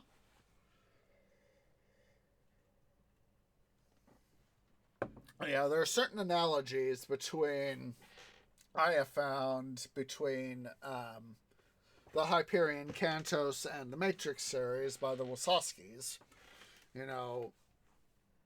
Machines, AI using humanity as an energy source. There are certain analogies between the two. Let's go ahead here and shunt that guy there. And it's an interesting thing. Me, myself, I really wouldn't want to be used by an AI to, give it power. But at the same time, the chance to free cast, to say, if I think, I need to be at work, to suddenly, have a sort of a instantaneous Star Trek teleporter. Boom, I'm at work. That would save me a lot of time. As it takes me about 20 something minutes to get to work from where I live, and if I could spend say another 15 minutes being able to stream, and then get myself dressed, ready to work, and think to myself, work, boom, and then boom, I'm at work. I would like to do that. But of course, that is not currently a thing.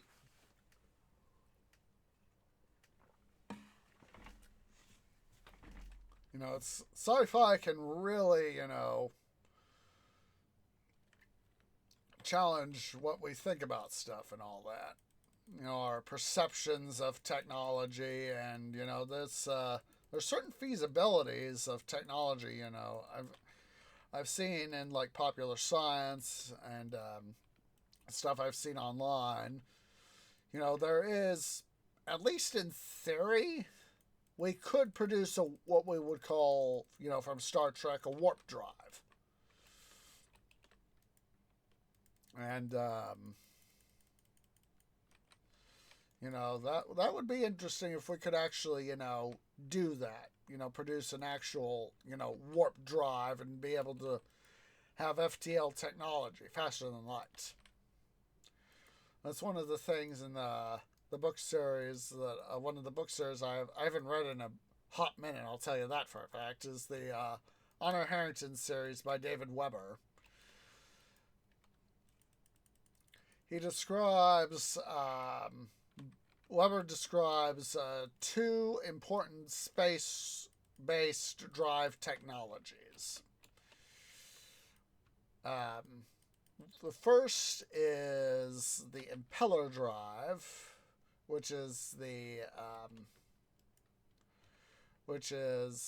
sublight FTL drive, faster than light system, and then the other is the Wysocki drive, which is FTL, faster than light.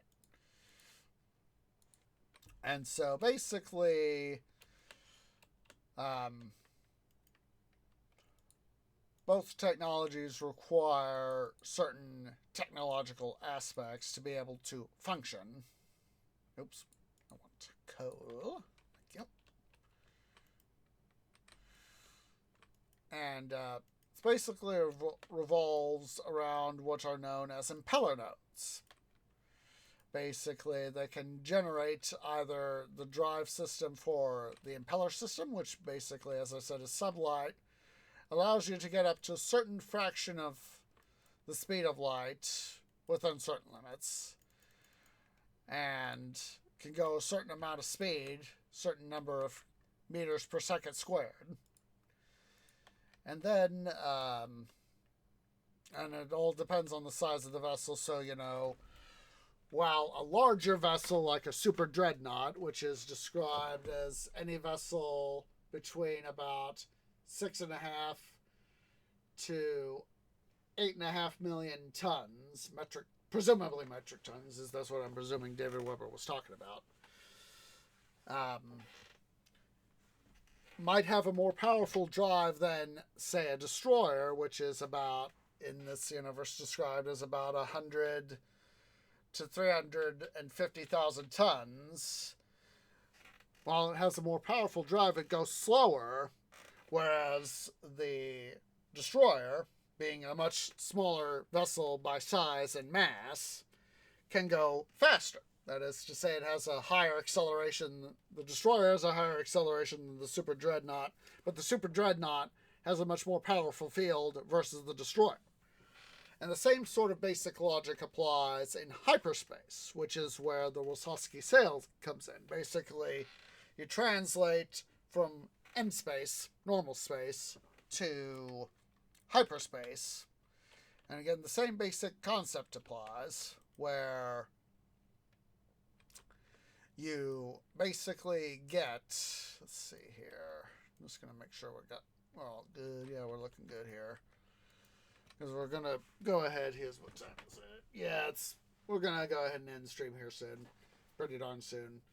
But basically, in hyperspace, the same basic principle applies, is that the destroyer, though having an overall weaker field than the super dreadnought, can go faster, but the super dreadnought overall can't catch the destroyer in either end space or hyperspace, overall has the better field, is more efficient. And basically, you can go from several hundred, and of course there are military and civilian grades worth of drive. And basically, if you have a military grade drive, you can go a heck of a lot faster than a civilian drive. Of course, just like in real life, civilian versus industrial versus military, there's some versions are going to be a whole heck of a lot beefier, more well built. If you take a look at like a Ford F-150 versus a 350, the 350 is a lot beefier than the 150. And so that allows the 350 to be able to do those tougher jobs than the 150. So, anywhoozle, we're going to go ahead here. I got some stuff I have got to do tomorrow before stream, so I got to make sure I head to bed. So, let's see. I am not sure if anyone is live that we could go say hi to. Let's take... Ooh, hello. Methinks I see someone. Let's see here. Oh, wunderbar, wunderbar, wunderbar. We can go say hi to somebody. So if you're watching here on Twitch at twitch.tv/OsageOrange, please go ahead and make sure to remember to hit that follow button. If you're watching over on the YouTubes at youtube.com/OsageOrangeGaming, please remember to go ahead and leave a like, hit that subscribe button, hit that bell icon for notifications. It really does help. We are going to go say hi in this raid to Wolf Pepper over at twitch.tv/Wolf Pepper. So go ahead and select our standard raid call, which is the tree grove has arrived to bring you shade and water. So standard raid call. Please wait for me to post first. I want a nice strong raid behind me. So hope to catch you guys later today, Monday, for another episode of Let's Play Titan Quest Season 3. Same, of course, hopefully on Thursday. Knock on wood. I do have a couple potential changes, more than likely potential changes of plans for Thursday, but those have yet to be fully ironed out as of yet. So I will try, no guarantees, try to let you guys know, hopefully by Wednesday evening, as to those changes. But hopefully we'll have Thursday episode of Let's Play Titan Quest Season 3. And might have some changes for City Building Saturdays this coming Saturday. Hopefully we'll have that same sort of thing. And of course, next Sunday, we're going to have another episode of Midwestern Minecraft Mining Livestream. So, let's go ahead here. Let's get this raid party started. As appreciates everybody who has come out. And I hope to catch y'all in the next episode. Ta-ta for now.